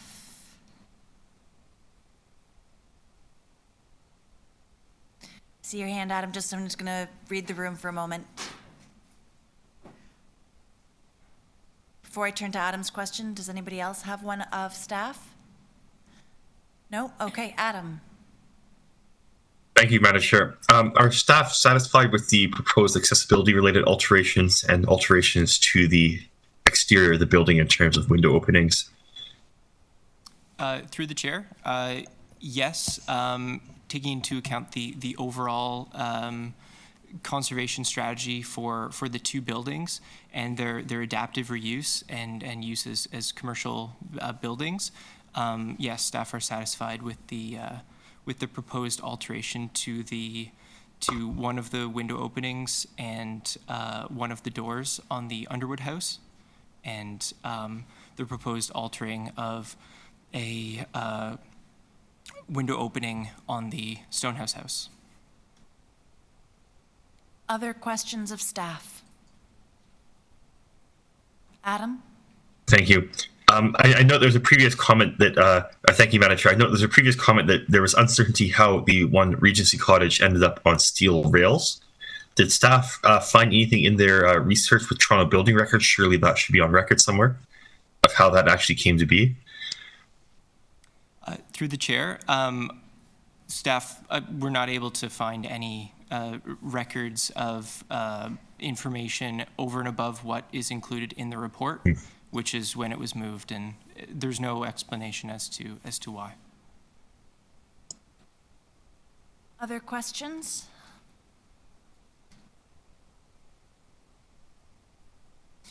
Seeing none, let's move into discussion amongst ourselves. Adam, and then Matthew. Thank you, Madam Chair. I'm just wondering if perhaps we need a motion to request that those blueprint diagrams be formally updated to better reflect the restoration of the chimney. I'm a bit concerned that this got to this point where, this is still listed as demolished or removed, yet it should be a reconstruction.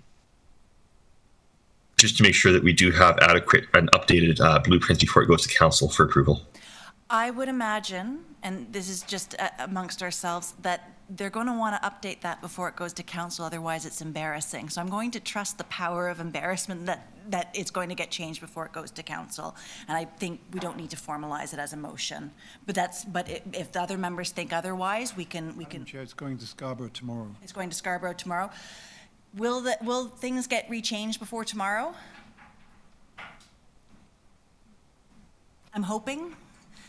Let's, Madam Chair, if I may, would it hurt to do a motion? Just to... We can reference it through clerks. Perfect. It's fine. We don't need to do a motion. So. Okay. No, it'll get changed for tomorrow. Matthew. Yes, and I just would like to say that, I thank the speaker for their presentation, and that I'm happy to see this project coming along. These two buildings have been in a, sort of semi-state of disrepair, being boarded up, one of them, up on steel rails, in a vacant lot with not, much going on. And I'm happy to see that we're finally going to be able to see some adaptive reuse of these buildings, some restoration, I would say some relatively minor, alterations to, adapt them for reuse. And I'm happy to move approval. Thank you very much, Matthew. Any other discussion points? Paul? Yeah, I just have to raise a bit of a reservation. I think it's a very well done effort to conserve the buildings, and I wouldn't quibble with any of that. It just strikes me that this is a very risky strategy in that I have a lot of trouble with the commercial viability. To my mind, it doesn't meet the definition of location, and if I were a potential tenant, I might be asking a lot of questions about, is anybody going to find it, is anybody going to come? I also wonder, when it's not being severed off, over time, will the commitment and sense of ownership of whatever landlord owns the property, will that follow through? If you have an owner that's mostly interested in a large logistics warehouse, how interested are they going to be in pursuing the landlord functions of promoting this as a commercial reuse?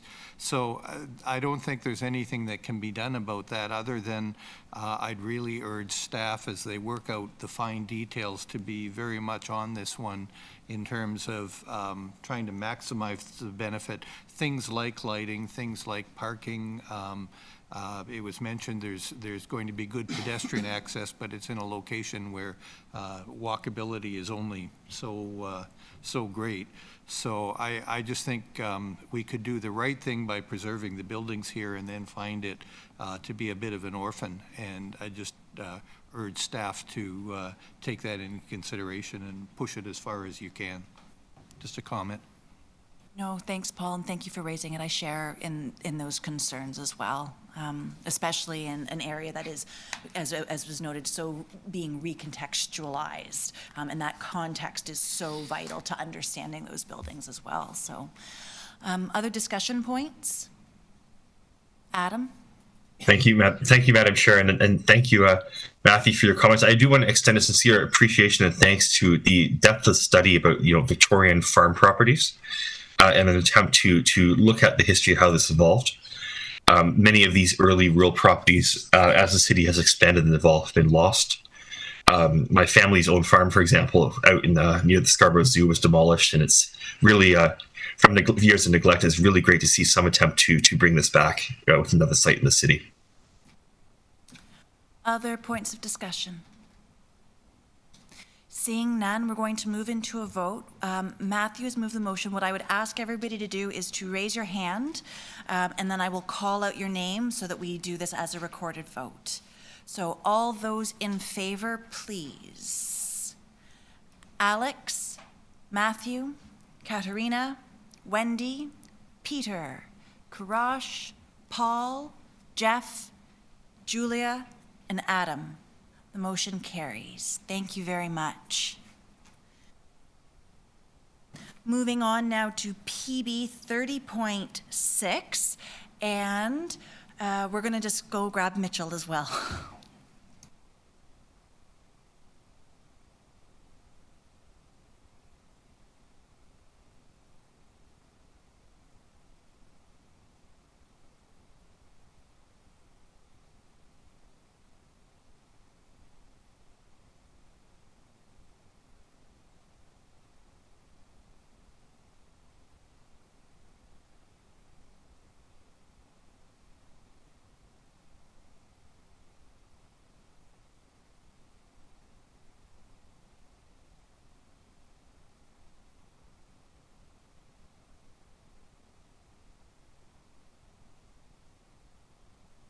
Hello, Anne. Good morning. I'm Anne Fisher, a Programme Manager with Heritage Planning. I'm here to talk to you about the proposed development at the southwest corner of Peter and Richmond Street West, at 120 to 128 Peter Street and at 357 to 359 Richmond Street West. The site is located within the Kingspadina Heritage Conservation District, and this proposal seeks permission under Section 42 of the Heritage Act to alter a contributing property at 120 Peter Street, to demolish a building at a contributing property at 137 to 357 to 359 Richmond Street, to demolish a building at a non-contributing property at 126 to 128 Peter Street, to construct a new building on the site, and to amend a heritage easement agreement in connection with the proposed development. This is a complicated site and has a complicated history, which is explained in the staff report, but I'll try to provide a simplified version of this in this presentation that will focus on the changes in the latest proposal. Next slide, please. So the big blue arrow here points at the site, which is at the southwest corner of Peter and Richmond Street West. On the northwest corner of the site is the contributing property at 357 to 359 Richmond Street West. And this is the building that's proposed to be demolished. The building at the contributing property on the southwest corner of the site is 120 Peter Street, and this is proposed to be conserved. The existing building at the intersection of Peter and Richmond is a non-contributing property at 126 to 128 Peter Street. This is proposed to be demolished. And the vacant lot just below this at 122 to 124 Peter Street, the heritage building that previously stood here was demolished in 2018 following a fire. Next slide, please. So this is a photograph of 126 to 128 Peter Street. It's looking southwest at the development site. You are looking at a building that is proposed to be demolished. This is a non-contributing property within the Kingspadina HCD plan. The demolition is to allow for the construction of a 40-storey mixed-use tower. To the right of this building, under the traffic signal, you can see two gables. These are those of the building at 357 to 359 Richmond Street West. Next slide, please. So this photograph is of 120 Peter Street. This is proposed to be conserved. It forms part of a pair of semi-detached houses. These houses date from 1886 and are good examples of the Second Empire style of architecture. The property on the left, 118 Peter Street, is associated with a separate development proposal. Next slide, please. This is a photograph of the building that used to stand at 122 to 124 Peter Street before it was destroyed by a fire. It was built in 1871, has rough cast walls, and is in a vernacular Gothic revival style. This building is proposed to be commemorated as part of the development scheme. Next slide, please. This is the photograph of the building at 357 to 359 Richmond Street West. This building was constructed in 1890 in the popular, distinctly Toronto Bay and Gable style of architecture. It is proposed to be demolished because of the poor condition of its masonry and proposed to be commemorated as part of this proposal. Now that I've explained the site, I'll try to outline the development history. In 2018, approval was granted in connection with a settlement at the Ontario Land Tribunal to allow for the construction of a 42-storey mixed-use building on this site. This scheme involved the in-situ conservation of the building at 120 Peter Street and its integration into the new construction. Its refurbishment would match that of the adjoining building at 118 Peter Street, which was part of another development. The building at 122 and to 124 Peter Street, this site the building had been destroyed by a fire, was to be commemorated, including as part of the base building. And the building at 357 to 359 Richmond Street was to be moved slightly to the east to allow for the widening of the adjacent laneway, and then it was to be repaired and refurbished and included as part of the base building of the new building.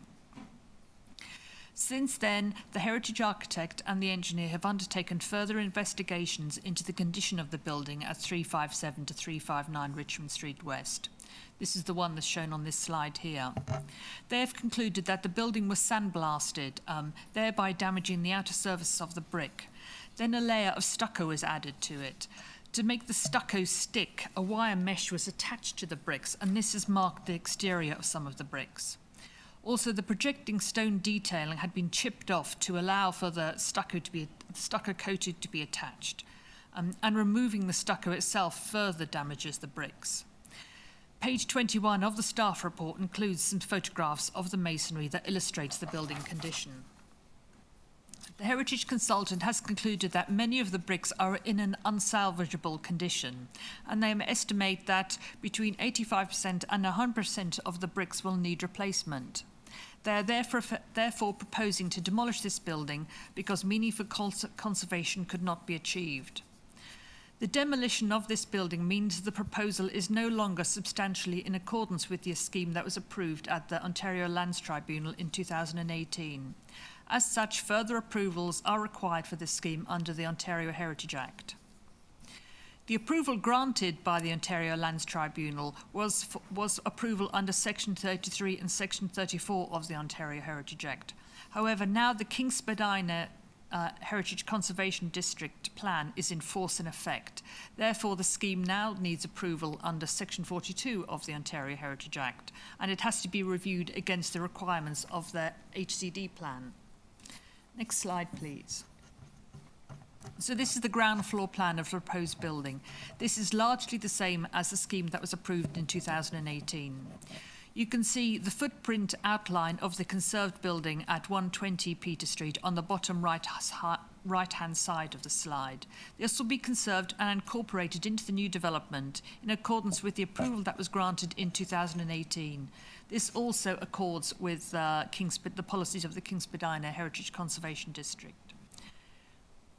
Just above this, on the right-hand side of the slide, is the footprint of the base building of the commemorated building at 122 to 124 Peter Street. This commemoration accords with the approval that was granted in 2018 and the Kingspadina HCD plan.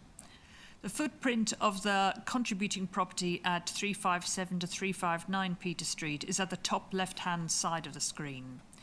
The Kingspadina seeks the conservation of contributing properties, but it does permit the demolition of buildings when the heritage integrity and cultural heritage value of the contributing buildings have been lost. In this case, staff have carefully reviewed the condition assessments for the property and accept the conclusions and opinions of the heritage consultant and engineer that the meaningful conservation of this building could not be achieved at this property. As such, staff consider the proposal accords with the demolition provisions of the HCD plan. To mitigate the loss of this significant heritage resource, the applicant proposes to construct part of the base building of the new tower in a form that commemorates the heritage values of the contributing property and their contribution to the King Spadina HCD plan. HCD. Next slide, please. Though this is a rendering of the podium of the new building, this slide primarily shows the details of the new construction at the corner of Peter and Richmond Streets. On the right-hand side, in the shadow, you can see 357 to 359 Richmond Street West and the new commemorated building at 122 to 124 Peter Street. The design of this corner element has been altered as part of this proposal to relate better to the context, and this is in order to comply with the policies of the King Spadina HCD plan. And it now includes the use of masonry, whereas before it was just a glass box. Next slide, please. This is the elevation along Richmond Street West. It is noted, as in the previous slide, that the detailed design of the base building has been revised to relate better to its context. The elevation of the proposed commemorated buildings at 357 to 359 Richmond Street West is shown here. The massing and setbacks of the tower is the same as that approved by the Ontario Lands Tribunal, and these comply with the provisions of the King Spadina HCD plan. Next slide, please. The new base, this is the elevation along Peter Street. The new base building, as you can see on the right, as noted before, has been revised to relate better to its context. The commemorated building at 122 to 124 Peter Street is seen here in the middle, and the building at 120 Peter Street, that is to be conserved, can be seen on the left. Staff consider the proposal complies with the provisions of the King Spadina HCD plan and therefore are recommending this for approval. That concludes my presentation. Thank you. Thank you very much. So we have speakers on this item. They're here to answer questions, is my understanding? That is correct, Madam Chair. I can also make a quick introductory, statement to say thank you. First of all, my name is Ahmad Gattas. I'm with GBC Architects. We're the heritage architects on that job. I'm accompanied with my colleague Carlos Morel, as well as my peers at BDP Quadrangle to answer any questions about the design of the new building. And I also wanted to say thank you for heritage staff, particularly Anne Fisher for the presentation, and Dan DiBartolo for we've been working closely with him. As Anne has mentioned, this is a complicated site, a complicated history. We have been involved since 2015 on this site, and any kind of challenge that site has received, we've seen it.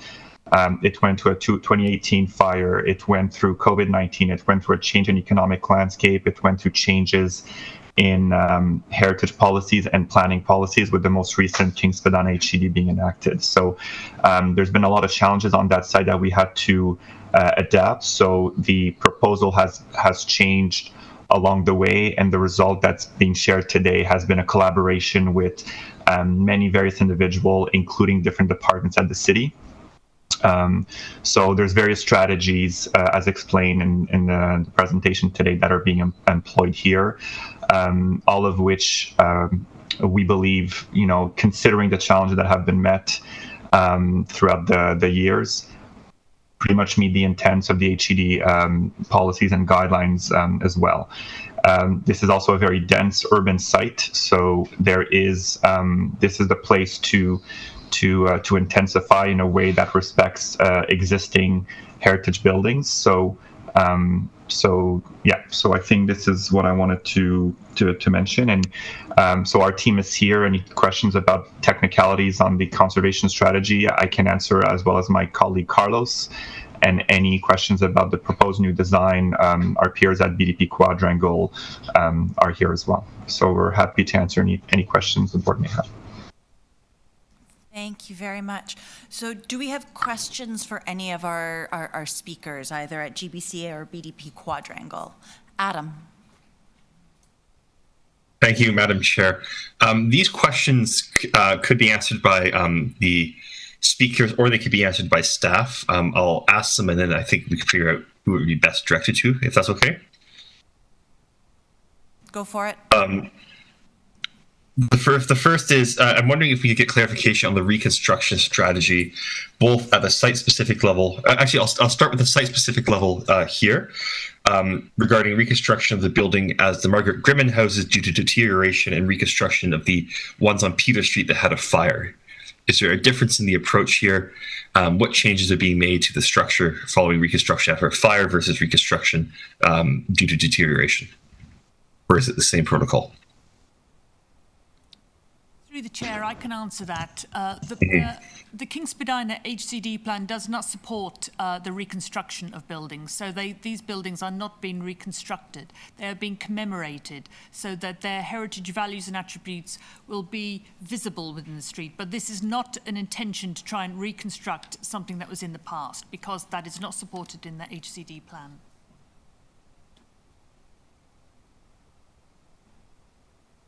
Any other questions? Adam? Yep. Two more questions here. I'll wait for the second one to ask Anne in the staff section, but the Peter Street houses, 120 to 122 Peter Street, I would like clarification of how this is being framed within the recognition review strategy. These houses were home to Nicholas Flood Davin, who is one of the most infamous and horrendous architects of the Canadian residential school system. He has been omitted from every heritage impact assessment, and the horrendous legacy of residential schools have been completely omitted. I'm not advocating for commemoration of his legacy, but I had been flagging this omission for several years now. It's still not been made into any of the reports or even acknowledged. So in terms of recognition review, how are we going to come to terms with this history here? And I want to note that the previous iteration under a different developer actually proposed a very similar name to a residential school for the condo tower, but that has since changed from Carlisle to something else.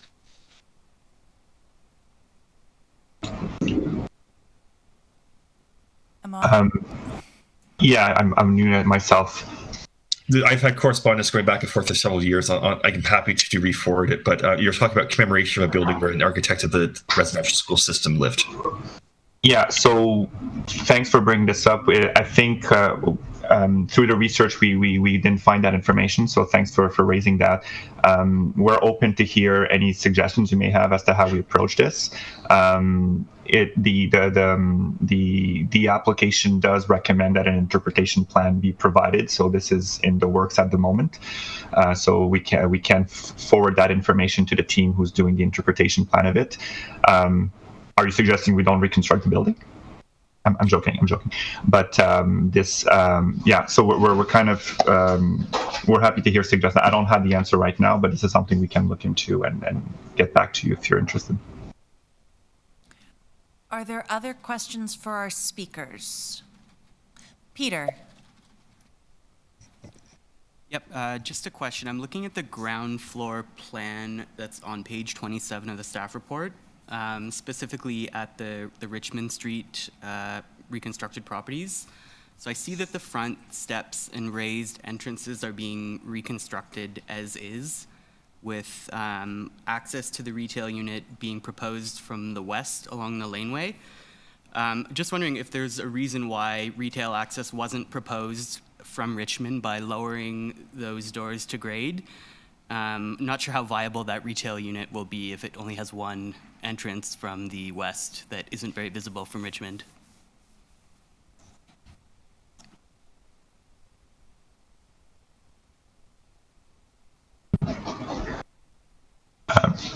I can maybe make a suggestion, and then my colleagues at BDP can answer. But because of the height level and the accessibility requirements, we couldn't make the entrance directly from Richmond. So what we've done is that we've reconstructed the or provided new construction for the steps leading to the Richmond houses without being actually used as entrances. We could have lowered the floor and changed the door opening, but that would have changed the character defining attribute that was identified in the staff report. So yes, it would have made an accessible entrance, but it would have changed the appearance of the house. So we made a decision to leave it as it is and make the entrance from a different location. I'm not sure if Sammy or Shamir or Isabel wanted to add to that. But. Yes, hi. Hello, my name is Isabel Charette. I'm from BDP Quadrangle, and I'm senior architect and project lead on the project. There's actually an entrance in between off Richmond Street to the east that gives access to the retail space. There are some along the Pops, but also off Richmond Street. Thank you very much. Alex, you had your hand up for a question of our speaker? Yes, I think my question relates to the idea of what's the difference between reconstruction and commemoration, because when I looked at the drawings, I was actually thinking more of reconstruction because they looked extremely similar to what was there before, what is there now in the case of Richmond Street. So dimensionally, are the commemorated buildings almost identical or identical to the previous buildings?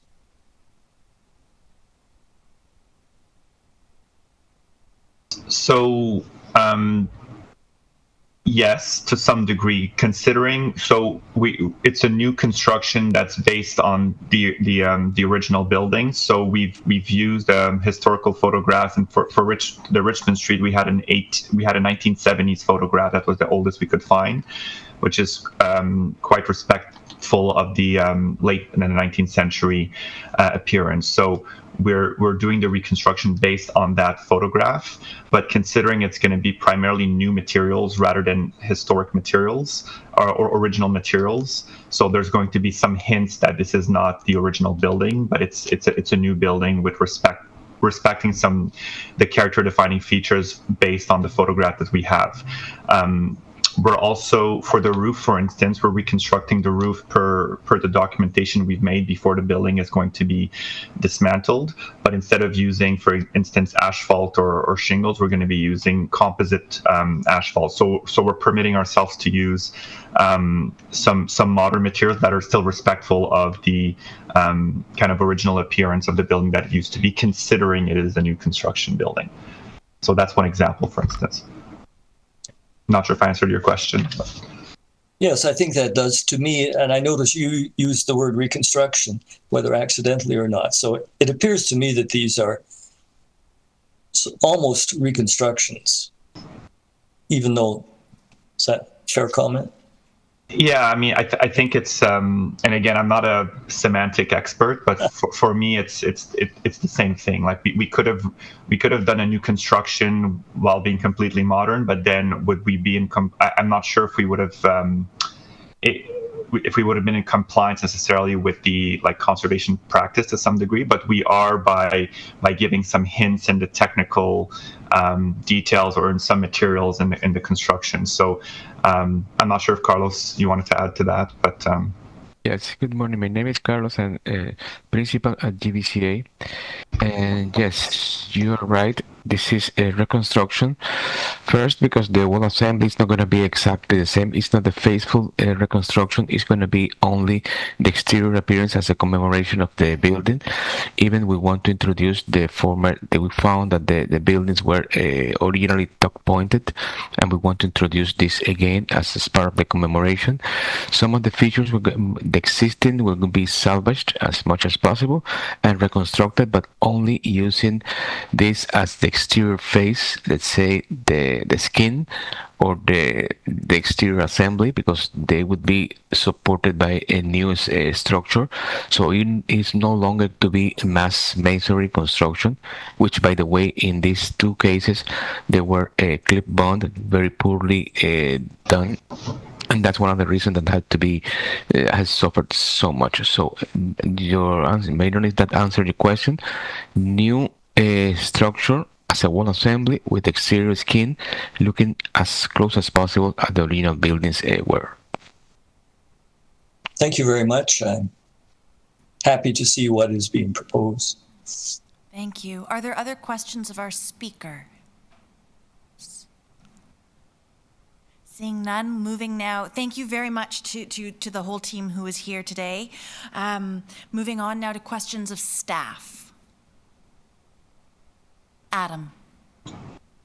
Thank you, Madam Chair. Could staff kindly clarify, from their perspective, the difference between commemoration and reconstruction? We heard from the speaker, but I'd like to hear from staff as well. Thank you. The standards and guidelines for the conservation of historic properties in Canada make it very clear that we do not want to create a false sense of historically what was there. So we don't want to pretend that when something is being rebuilt, that it isn't what it is. It has to be authentic, have integrity in its own self. Here, the proposed building, it's going to be a new building.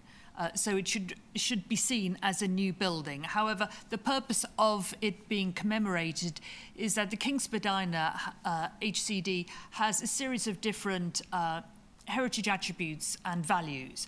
And one of its values is the presence of these house form buildings. There are fewer and fewer of them in King Spadina, and we want to ensure this is commemorated so that the importance of house form buildings, their presence in the King Spadina area, is still reflected in the streetscape so that it's not completely lost. That's the intention here. So commemoration is different than reconstruction. We don't want it to be pretending it's not what it is. Are there other questions of staff? Adam? Thank you, Madam Chair. Thank you, Anne, for that clarification. I do want to acknowledge that there are so few of these Victorian homes left in the King Spadina district. That's certainly true, but in terms of the building's connection to an architect of the Canadian residential school system, that information has been flagged online for some time. I'll speak about it more in the comments amongst ourselves section, but I'm wondering, has anyone from the city's recognition review strategy had an opportunity to look at this site, given that connection? Yes, through the chair, we were responding to the development application and to the application under Section 42 of the Heritage Act. So we were not looking at that HCD plan again. As part of this proposal, there is going to be an interpretation plan, and we will consider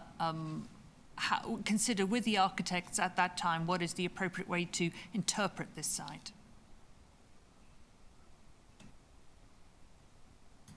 Other questions for staff? Seeing none, thank you, Anne. We'll move into discussion amongst ourselves. Adam. Thank you, Madam Chair. I'm just going to elaborate on that architect of the Canadian residential school system. My research has been available on the TO Built system, where I volunteer for over 3 years. If you Google this address, it clearly states that. But between 1875 and 1879, 122 Peter Street was home to Nicholas Flood. My apologies. Between 1872 and 1875, 122 Peter Street was home to Nicholas Flood Davin.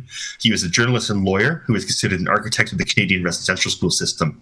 In 1879, he authored the Davin Report, based on a one-person commission over a 45-day period, which was presented to the House of Commons on the 14th of March, 1879.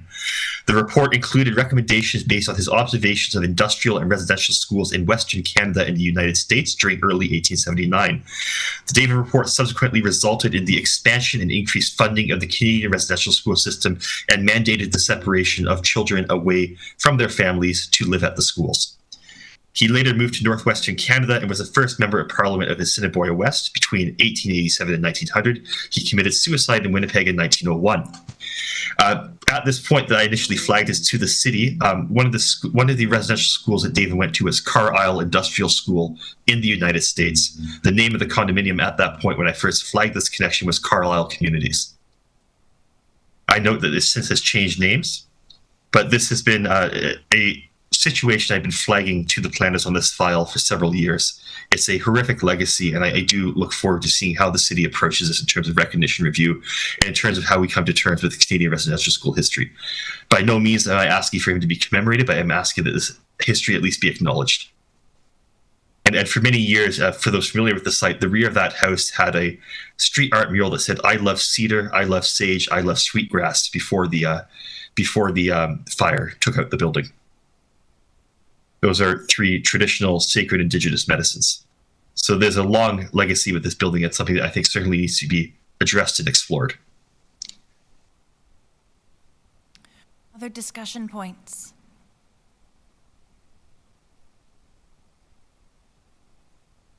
Seeing none, I have a staff report with recommendations before us. Would anybody like to move the recommendations in that report? Mitchell, thank you. All those in favor? Adam, are you? I'm actually thinking. My apologies, Madam Chair. I'm wondering if there's an opportunity for a motion to request further examination. We are in the middle of a vote, Adam. Okay. That time has passed, unfortunately. So all those in favor? Thank you. And then, Adam, are you opposed? Opposed. Okay, 1 opposed. The motion carries. Moving on now to PB 30.7. Welcome, Will.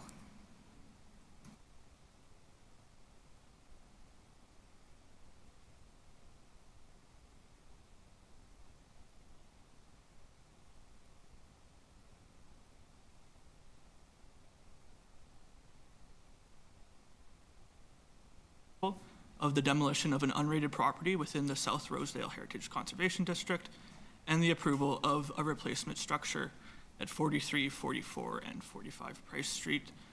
And this application has an associated zoning bylaw amendment application as well. Next slide, please. The property is located at the northwestern edge of the South Rosedale Heritage Conservation District. More specifically, the property is located on the eastern terminus of Price Street, just east of Yonge Street and north of Rowanwood Avenue. Next slide, please. This photo shows the north elevation of the current house form structure at 43 and 45 Price Street. The current structure at this address has an unrated status within the South Rosedale HDD plan. Next slide, please. This photo shows the south elevation of the current structure at 44 Price Street. This structure also has an unrated status within the HCD plan. Unrated buildings are buildings within the South Rosedale Heritage Conservation District that are not included in Category A, B, or C, which are not of national, provincial, citywide, or contextual heritage significance, do not contribute to the heritage character of South Rosedale, or are too recent to be accurately evaluated. Next slide, please. As per the South Rosedale Heritage Conservation District Plan, demolition of an unrated building will generally be permissible if the replacement building, as shown in the building permit application, is acceptable under these guidelines and the zoning bylaw. The policies go on to outline the guidelines for the replacement building, namely that it should contribute to and not detract from the variety and heritage character of the district, be designed to be compatible with the heritage buildings in terms of scale, massing, height, setback, and entry level, and that the roof profile and location of the eaves lines or the roof parapet should be designed so that the apparent height is compatible with that of its neighbors and not visually overwhelming to the neighboring buildings. Next slide, please. This slide shows a site plan of the proposed replacement structures. The new 3-story building would extend across the end of Price Street. A small single-story storage building would be constructed at the southeastern portion of the site and would not be visible from the public realm. Next slide, please. This slide shows the west elevation of the proposed replacement building. Of specific note here is the relation of the height and massing to the surrounding context, including the existing portion of 43 Price Street to be retained and the adjacent apartment complex at 33 Price Street. Next slide, please. And finally, this slide shows the south elevation of the proposed replacement building. Again, we see the relation of the proposed building's height and massing to the surrounding context.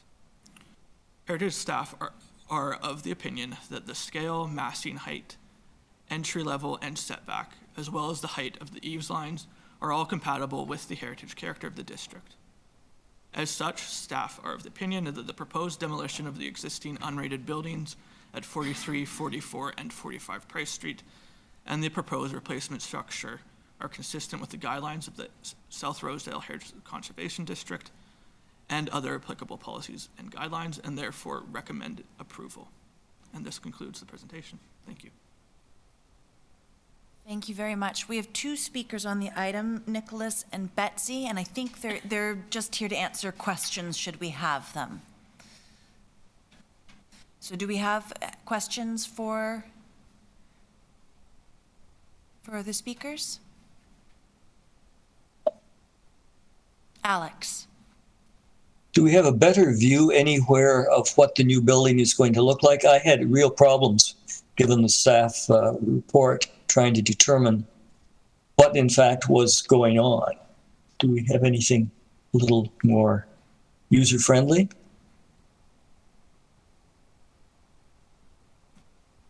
Nicholas? I'm going to defer that one to Betsy, but Alex, I would recommend having a look at the application massing. I think that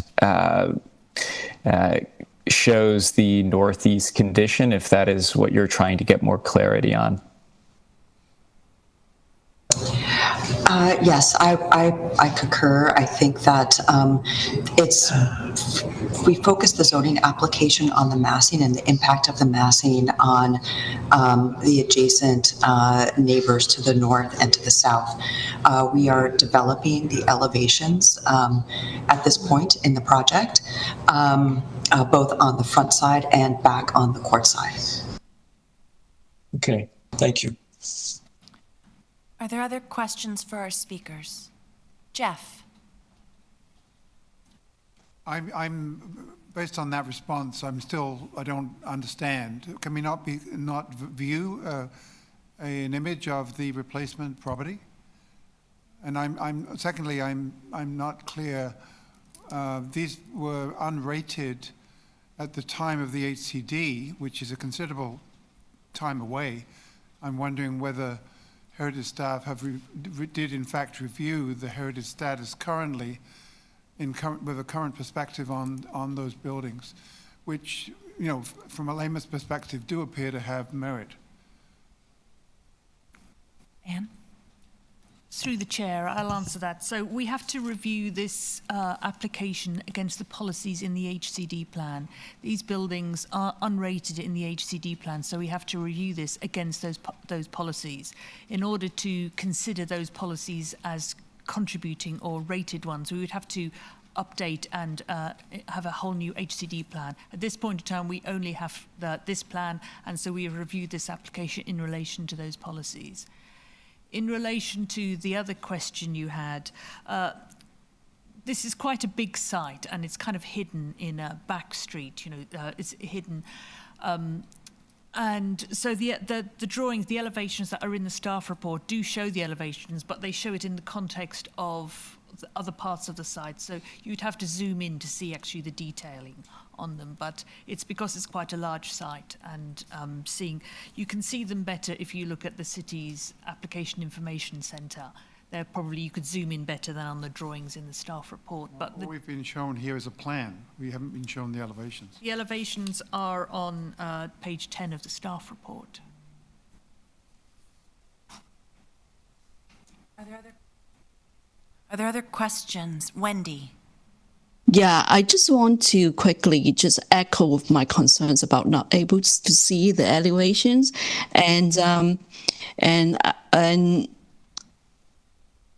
is like, it seems like it's been like give a very close up picture of the environment and with the new building.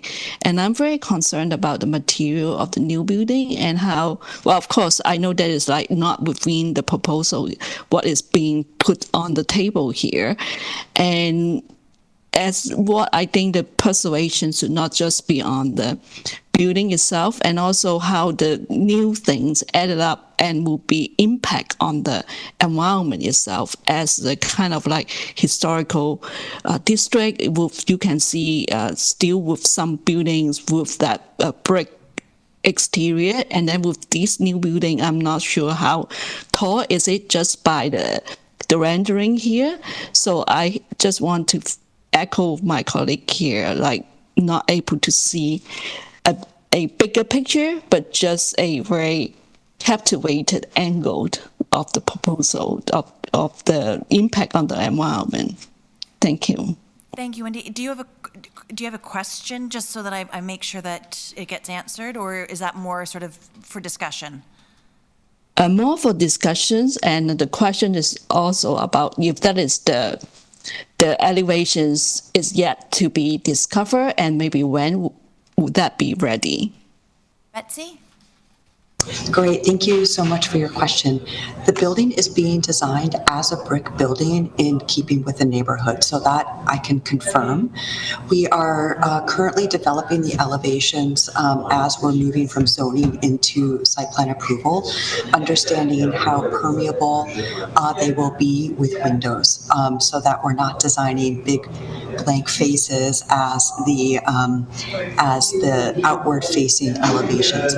What you probably don't see in this application is the rear facade facing the courts of the building, which we have designed with a columnar enfilade to be similar to the building that was lost in the 1960s when the north L-shaped building was demolished. None of this is really street facing. This is all kind of back of house, but I can tell you that we are using that demolished building as inspiration for the form of the new building. The new building will be a 3-story building, no more.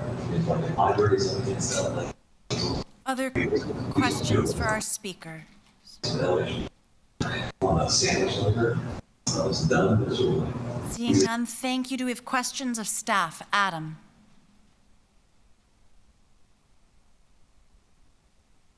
Thank you, Madam Chair. I echo my fellow board members' concerns that I'm not actually seeing the heritage building reflected in the elevation drawings in the staff report. Is this the semi-detached bay and gable house right on the end of the block there? 43 of 45? It looks like this elevation drawings are mostly 44. But 43 and 45 are not actually within these drawings.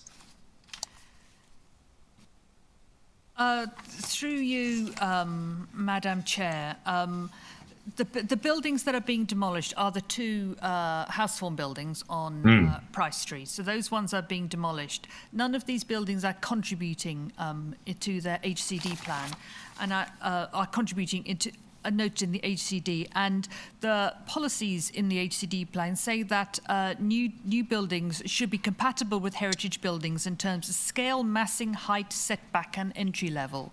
The nearest heritage buildings to these are the ones that are the back of this site on Rowanwood Avenue, and staff consider the details shown on these drawings to show that these buildings that are being constructed are compatible in terms of the scale, height, massing, entry level, and setback. So staff are supporting the proposal. Are there other questions of staff?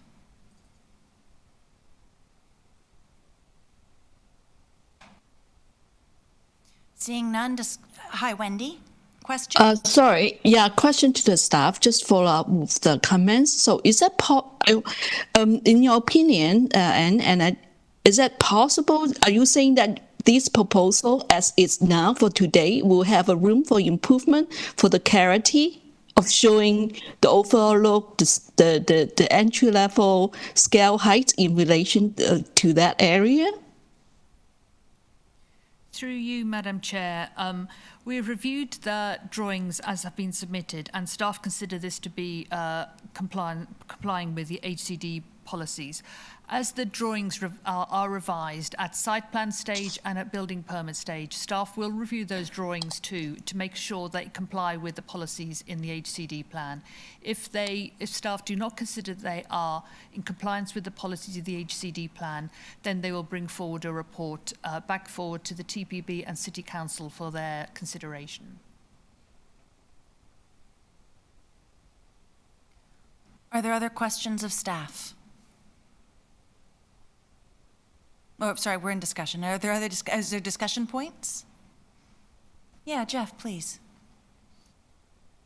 It would appear that the problem here is the South Rosedale HCD plan, which is old, and did not apparently recognize the semi-detached building on Price Street, which is, would appear to have heritage value. So that's a disappointment. It appears, I mean, we're being told nothing we can do about that, but that's the problem. That's the issue facing the board, I guess. Other discussion points? Seeing none, I have... Madam Chair, I do have my hand up. I'm fading in and out of reality. No, not to worry. I share Jeff's concerns. The South Rosedale HCD plan, the data available online does not have property-specific data available to the public, and surely these properties would have been recognized as having heritage value if that HCD came into force within the past decade, let alone the current plan is, what, 20 years old? I think we're back into questions. Through you, Manager, yes, it is about 20 years old. It was implemented before it was approved before the 2005 changes to the Ontario Heritage Act. I think that in itself right there is potentially a big red flag that we're losing some buildings that probably should be protected here in terms of modern HCD guidelines, and unfortunately those appear to have been grandfathered in. Other questions? Other points of discussion? Mitchell. Yeah, through you, Madam Chair. I mean, looking at it from another perspective, I think these buildings are kind of isolated on their own out of the context of a residential row. Is it really that beneficial to be like going to that distance to protect these that like were unrated then? Like, would they be rated now? I don't know. I think there's some valid questions about them. Like, I don't think we need to keep absolutely everything. Paul. I just ask on a more technical level, there are people who have a conviction that these buildings would be rated, and my question would just be what evidence is there that they would now cross the line? Has information come to light that there were residents, that there were architectural considerations that were overlooked? They're interesting buildings. I just don't think we have any actual data to conclude that they, do now meet the criteria and the regulations. So we're inferring, and I think that may be kind of dangerous in the opposite direction. Adam and then Jeff. Thank you. I think we saw just with the previous Peter Street item where if it is the last surviving example of a style within a district, it has value. So we saw in that one, the last surviving residential buildings in a district had value, and in this one we're seeing that the last surviving buildings don't have value because they're isolated. And this is a street-by-street context. So there's a disconnect here of, if it's the last surviving example within a street or a district versus, it's right there in itself, there's an example. I think it's one of the fundamental challenges, I think, within heritage conservation is both looking at it in isolation, like in and of its own merit, and then putting it in context. So I think your frustration, I can understand that. But Jeff, I'm sorry that you were next on the list. I think the policy question, raising it above the specifics of this, is with respect to an HCD plan. At what point do they get reviewed, updated? To me, a 20-year-old plan is it should be reviewed. And so what is the schedule to staff? My question would be, what is the schedule to review a plan that's 20 years old? Certainly we haven't looked at, we don't have, we're sitting here, we don't have the evidence of whether it is or it isn't, but visually it appeared very much to have some value. So the question arises as to, is the problem with the plan? Not the interpretation of the plan, but with the plan itself. And is there any legally, is there any opportunity to reconsider a particular property in a broader context 20 years later, despite the plan saying one thing. So kind of two questions there. Through you, Madam Chair, these properties could be looked at for individual designation under Part 4 of the Ontario Heritage Act. That would be one way to do it. Other than that, you would have to rescind the whole HCD plan and start again from scratch. The city has a program of new HCDs that it is working through, and those are prioritized as part of a council-approved process. There are a number of older HCDs that at some point we do need to look at again, but those are not in the, as far as I'm aware, they're not in the current study work program.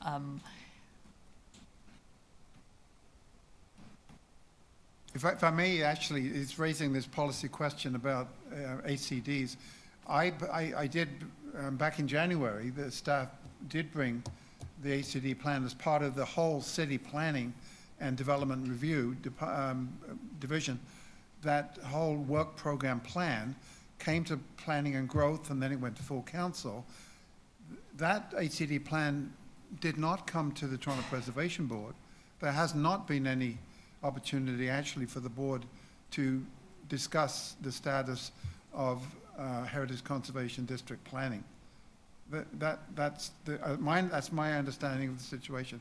I've actually thought of, raising that as a concern or as a suggestion that those plans, the schedule of plans, might come to this board before it becomes part of the annual review going forward in January of each year. Through you, Madam Chair, I'd have to go back and speak to Tamara, who deals with HCDs, and she's not here. She's had to go to another meeting, and so that we can talk about it. And oh, Mary's here. She can answer. Yeah. Hi. Good morning. I'm sorry I'm not able to be there in person. Jeff, it because work program is driven within the structure of the planning division, it wouldn't be appropriate to have the work program debated by the Preservation Board. What we did was we moved through, as you'll recall, some prioritization principles, which we are still actively involved in. And so, from year to year, we've been working through based on a variety of factors and figuring out what comes next and looking to areas of urgency. And so all of those prioritization principles, there are members of the board here that weren't around for that process, but those are still in play. So we brought the structure within which we would create the priority to the board. But the actual priorities are driven by far too many factors to have it be debated by the board. When it comes to the review of it, I think the province doesn't give us the opportunity to do amendments. So, which is, it actually would be a good thing if we had the ability to do some amendments because they could be more surgical in nature. But as Anne said, we have to absolutely, we'd have to get rid of the one we have now and replace it with something new. And the way that we review HCDs is dramatically different than the way we did it, the way it was done prior to 2005. There are now percentages requirements in terms of, we do contributing, non-contributing now. We don't do A, B, C, D, and that was an intentional change in order to have a different way to understand the buildings. But in fact, when these plans came into force, there were as many unrated as there were rated. And so that would have to be considered. I would leave it probably to the advisory committees for those district plans to advise the city if they are wishing to lose the plans they have now and start new ones.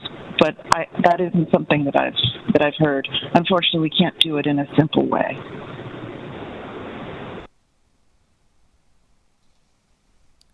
Are there other discussion points?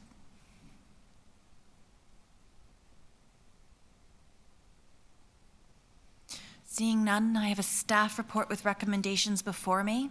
Would anybody like to move the recommendations in the report? Mitchell, thank you very much. All those in favor? Thank you. Wendy, are you opposed? Yes, I oppose. Okay, so, and Adam, just because you weren't on screen, are you in favor or opposed? Opposed. All right, so we have 2 opposed and everybody else in favor. It carries. Thank you very much.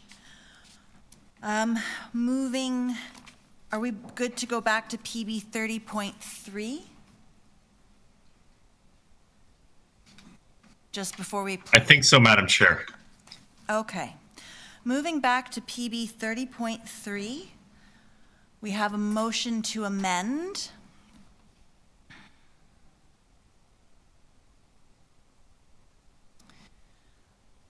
That the Toronto Preservation Board recommends that 3, City Council direct that its consent to the application to alter the designated properties at 309, 311, and 349 George Street under Part 5, Section 42 of the Ontario Heritage Act is also subject to the following conditions. 1, that revised drawings are submitted that includes a setback of the podium between 309, 311 George Street consistent with the policies of the Heritage Conservation District Plan to improve the visual prominence of the heritage buildings within the public realm to the satisfaction of the Senior Manager, Heritage Planning, Urban Design, City Planning. And 2, that the conservation plan required by condition 2.B.1 include details of compatible materials for the proposed new podium to the satisfaction of the Senior Manager, Heritage Planning, Urban Design, and City Planning. So now, as a board, we will discuss the proposed amendment, vote upon the amendment, and then discuss the motion as it proceeds forward. So, Adam? Yes, thank you, Madam Chair. I want to thank staff and city clerks for their assistance and the and planning lawyers for their assistance in the development of this motion. I also want to note it was done specifically to maintain as well the need for specific floor plate design on the levels above. So we're finding that balance between encouraging important supportive and social housing uses while still preserving heritage elements at grade. Other questions about or discussion about the amendment? Mitchell.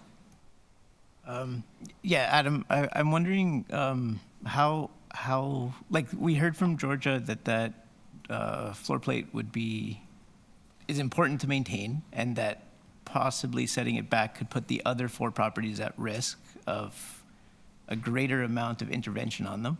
I'm just wondering how, like, are you saying that it's been sort of figured out that there's a way to maintain that floor space without putting the other properties at risk in your discussions? Are you referring to the properties on the adjacent site at 295 or the ones to 307? Yeah, the properties to the south. I had requested that be included in the motion. It was not, unfortunately. I think the way that the city has severed these 2 properties, we're going to have to look at them perhaps as separate things before the board rather than one holistic site, which is unfortunate because I'm very concerned about the deterioration of the buildings on the south, 295, 297, especially the Fagan house is on its last legs. It's had a fire, the masonry severely deteriorated. But that site to the south, I encourage staff and planners to look at because there's going to be a large section in the middle, like this site here, where there is nothing, and perhaps the height could be increased higher as it's further south from Allen Gardens, and there's less risk of a shadow being cast onto the conservatory. So I think there's a potential for further infill on that neighboring site and further intensification on that neighboring site because there are fewer, some of the existing heritage resources would be demolished, or some of the existing homes would be demolished, which is the preservation of the Fagan house, 295, 297, and the Thomas Meredith house. So basically what I'm saying is go higher on the site to the south while maintaining the mid-rise massing on the site here, and as long as it doesn't cast a shadow on Allen Gardens. Sure, but the motion still seemingly would put that at risk, like what we're hearing about being able to maintain more of those existing buildings.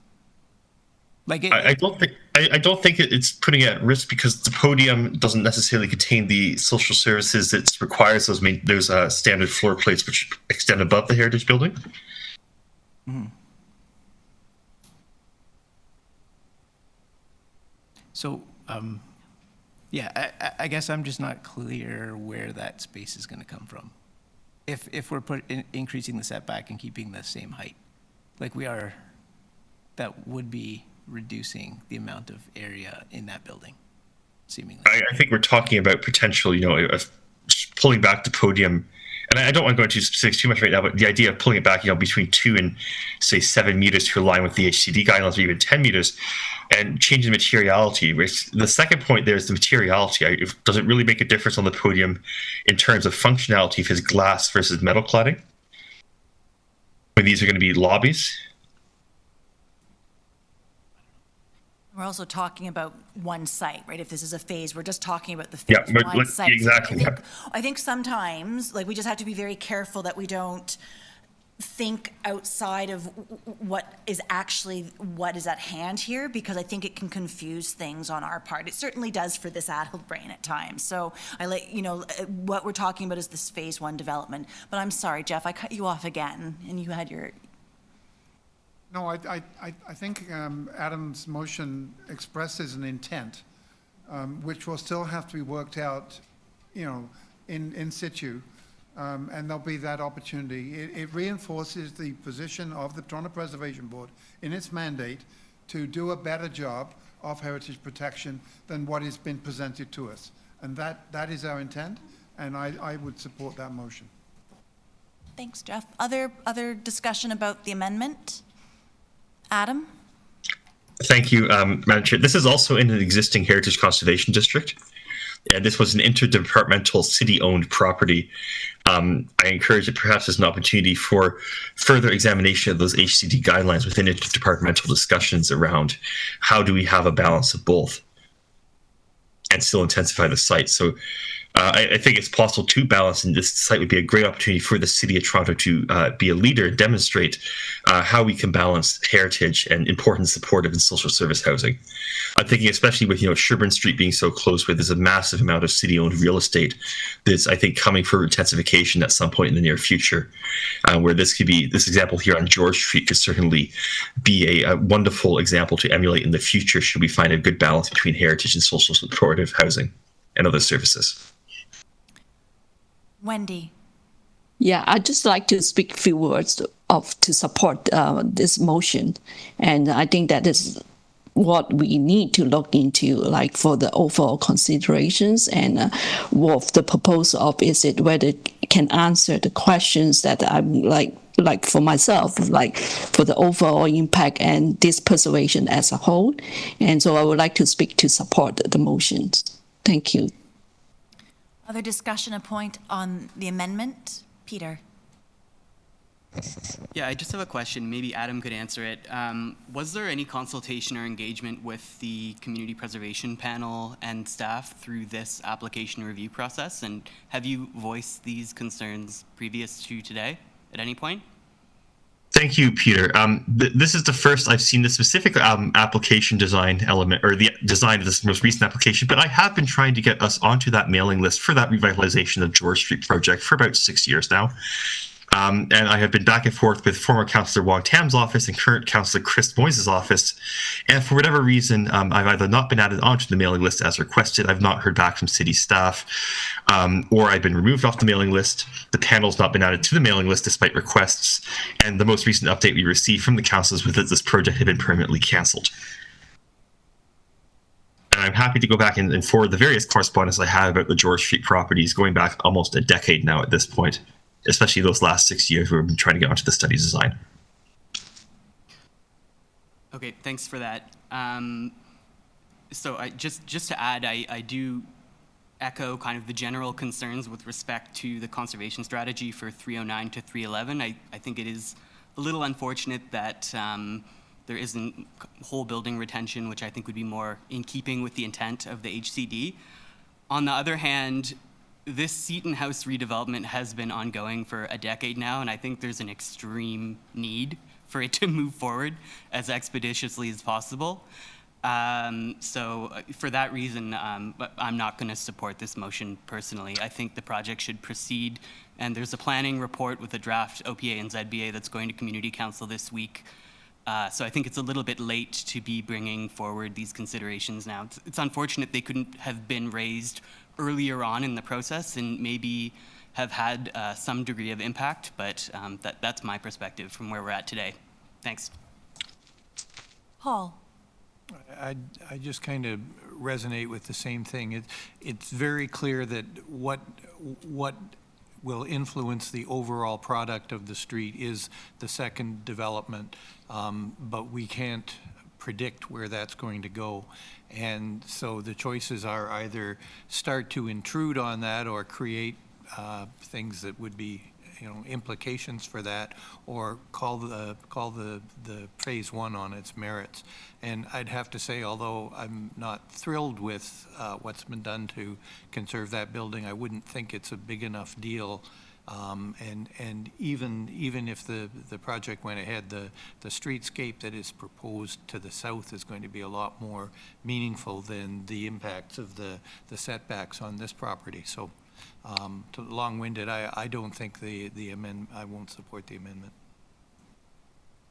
Other discussion of the amendment? Yes, Adam?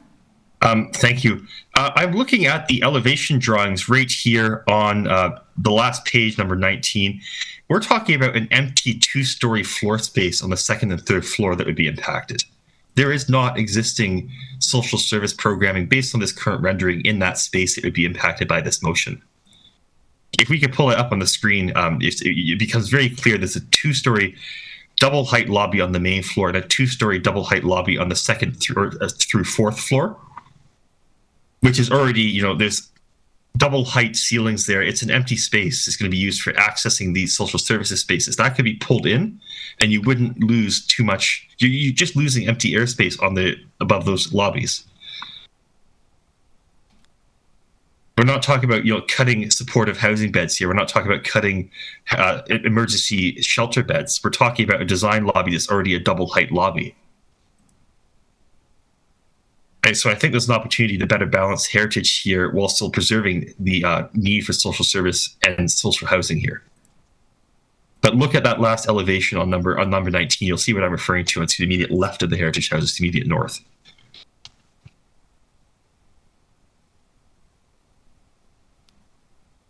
Other discussion points about the amendment? Yes, Mitchell? Clarify. Maybe it would be useful to have the amendment back up on the screen. Yeah. But it sounds like that's maybe two different concerns, at least from the way I read it, where it sounded like we were asking for, in the amendment, an increased setback over the building. This sounds like it's a different kind of pulling away from the side of the building. Yeah.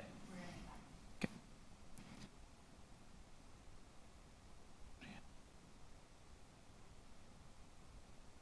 I'll let everybody read it to themselves. You don't need to hear me again.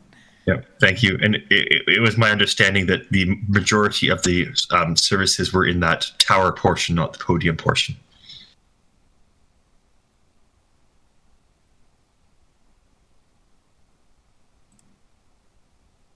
And I'll see if I can access the architectural drawings right now. No, all right. Mitchell, do you have a follow-up there? It seems like it's a distinction that would be worked out anyways in the design of the building, like where that podium kind of lands in relation to the edge of the building, but not kind of removing larger portions of area. My sense from our discussion is I think everybody has a pretty strong sense of where they want to go with the amendment, and we'll still then discuss the proposal itself. So I think at this point, let's Adam has raised this motion to amend, and the amendment was just up for the second time. All those in favor of the amendment, please raise your hand. I have 1, 2, 3, 4, 5. All those opposed? 1, 2, 3, 4, 5, 6. It doesn't carry. We now have back into discussion about the item itself. Is there any further discussion about PB 30.3?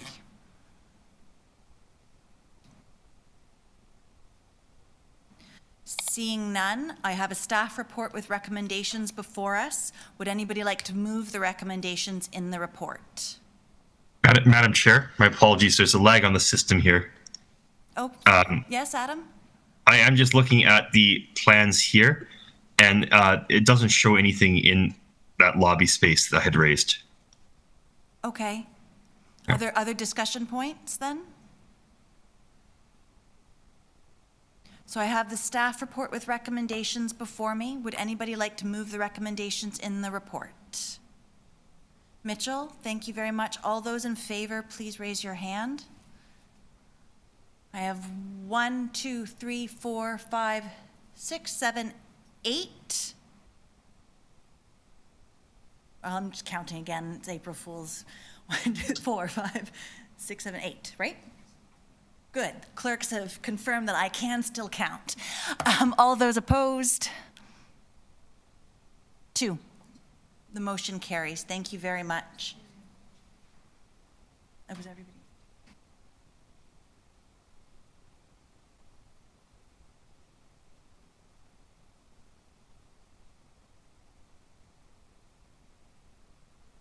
And I'd just like to stress it's, I think there's still an opportunity to better balance heritage and social and supportive initiatives. So at this point, we have one more item, but clerks are going to bring up a motion just to extend to finish our agenda because it is just the one item, and I believe in us that we can do so that everybody can eat, including staff, especially staff. So the motion that the Toronto Preservation Board extend the meeting past the scheduled 12:30 lunch recess to complete the agenda. All those in favor? Thank you, the motion carries. Moving on now to our final item, PB 30.8, 1117 Queen Street West.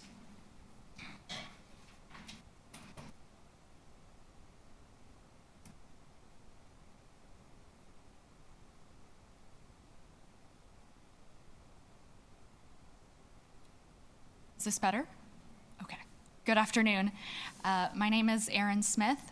I'm a senior heritage planner on our city's development review team, and I'm presenting item PB 30.8. This is a request for directions report regarding 1117 Queen Street West, alterations to a designated heritage property and demolition of heritage attributes under section 33 and 34.11 of the Ontario Heritage Act. There will be a public as well as an in-camera portion to this presentation. The Toronto Preservation Board and Council previously considered a redevelopment scheme at this site in 2024. The applicant appealed Council's decisions on those applications to the Ontario Land Tribunal, or the OLT. The OLT's procedural order for the appeal allows applicants to file revised plans to the tribunal up until a certain cutoff point in advance of a hearing. And in February of 2025, after some mediation with city staff, the owner filed revised plans in advance of a scheduled hearing. So this request for directions report before you deals with the request for directions regarding those revised plans only as they relate to the permissions needed under the Ontario Heritage Act for the alterations and the demolition. This report is not regarding any approvals that are required under the Planning Act, which are also under appeal. Next slide, please. Thank you. So this site is situated on the south side of Queen Street West, demarcated here in red on the slide. It is individually designated under Part 4 of the Ontario Heritage Act.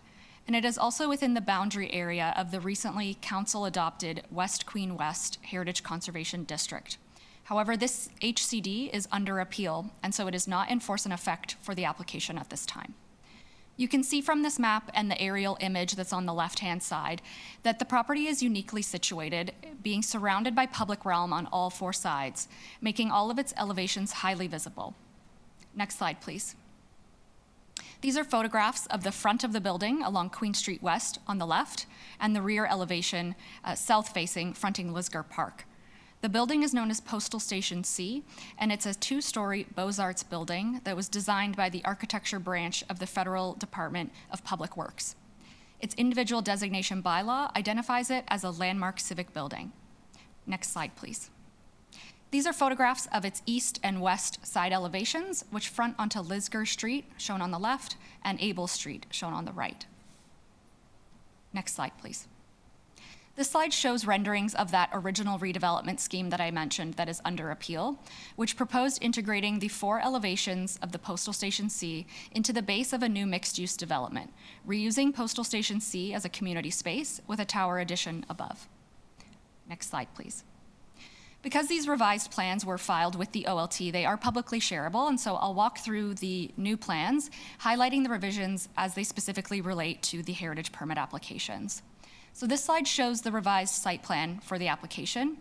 The full front, full sides, and partial south elevation will continue to be kept in situ, with the Postal Station C also continuing to be reused as a community space.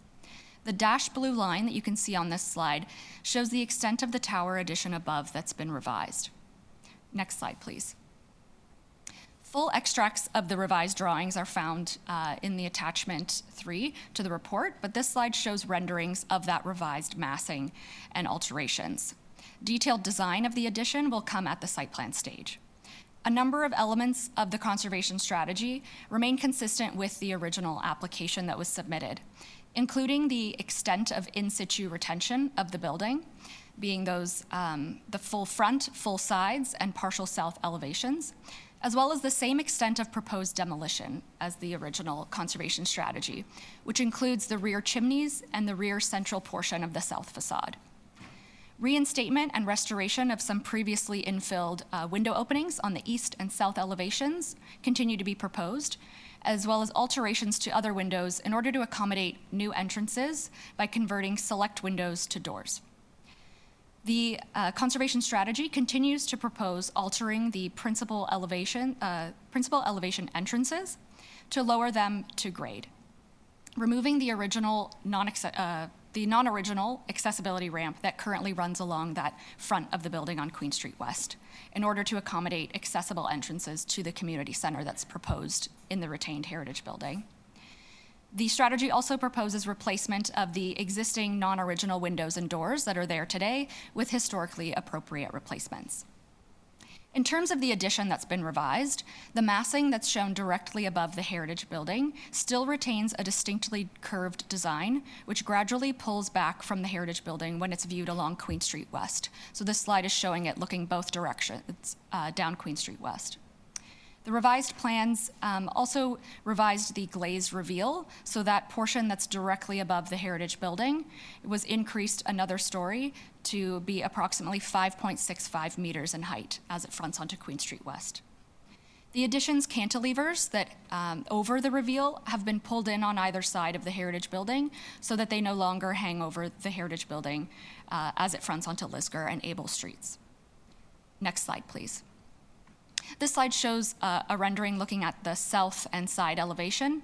The revised plans still propose to keep one bay on either side of the south elevation that fronts Lisgar Park. However, the large angled structural columns that were previously proposed have been revised into this solid contemporary form that you see here that has been shaped and rounded. That's the summary of these revised plans as it relates to the heritage permit applications, and it concludes the public portion of my presentation. Thank you very much. So I'm just going to make sure that my fellow members will have questions of the confidential portion, and then we'll have to move into closed session. So just wait for the screen. So my fellow members, you'd like to hear the confidential portion? You have questions for that section? Yes? Nod heads, yes? Okay, fantastic. So thank you. Clerks, could we bring up that motion? That the Toronto Preservation Board meet in closed session to receive advice that is subject to litigation or potential litigation, including matters before administrative tribunals affecting the municipality of the local board for item PB 30.8. All those in favor in moving into closed session? Thank you very much. And we're just going to give clerks a few moments here.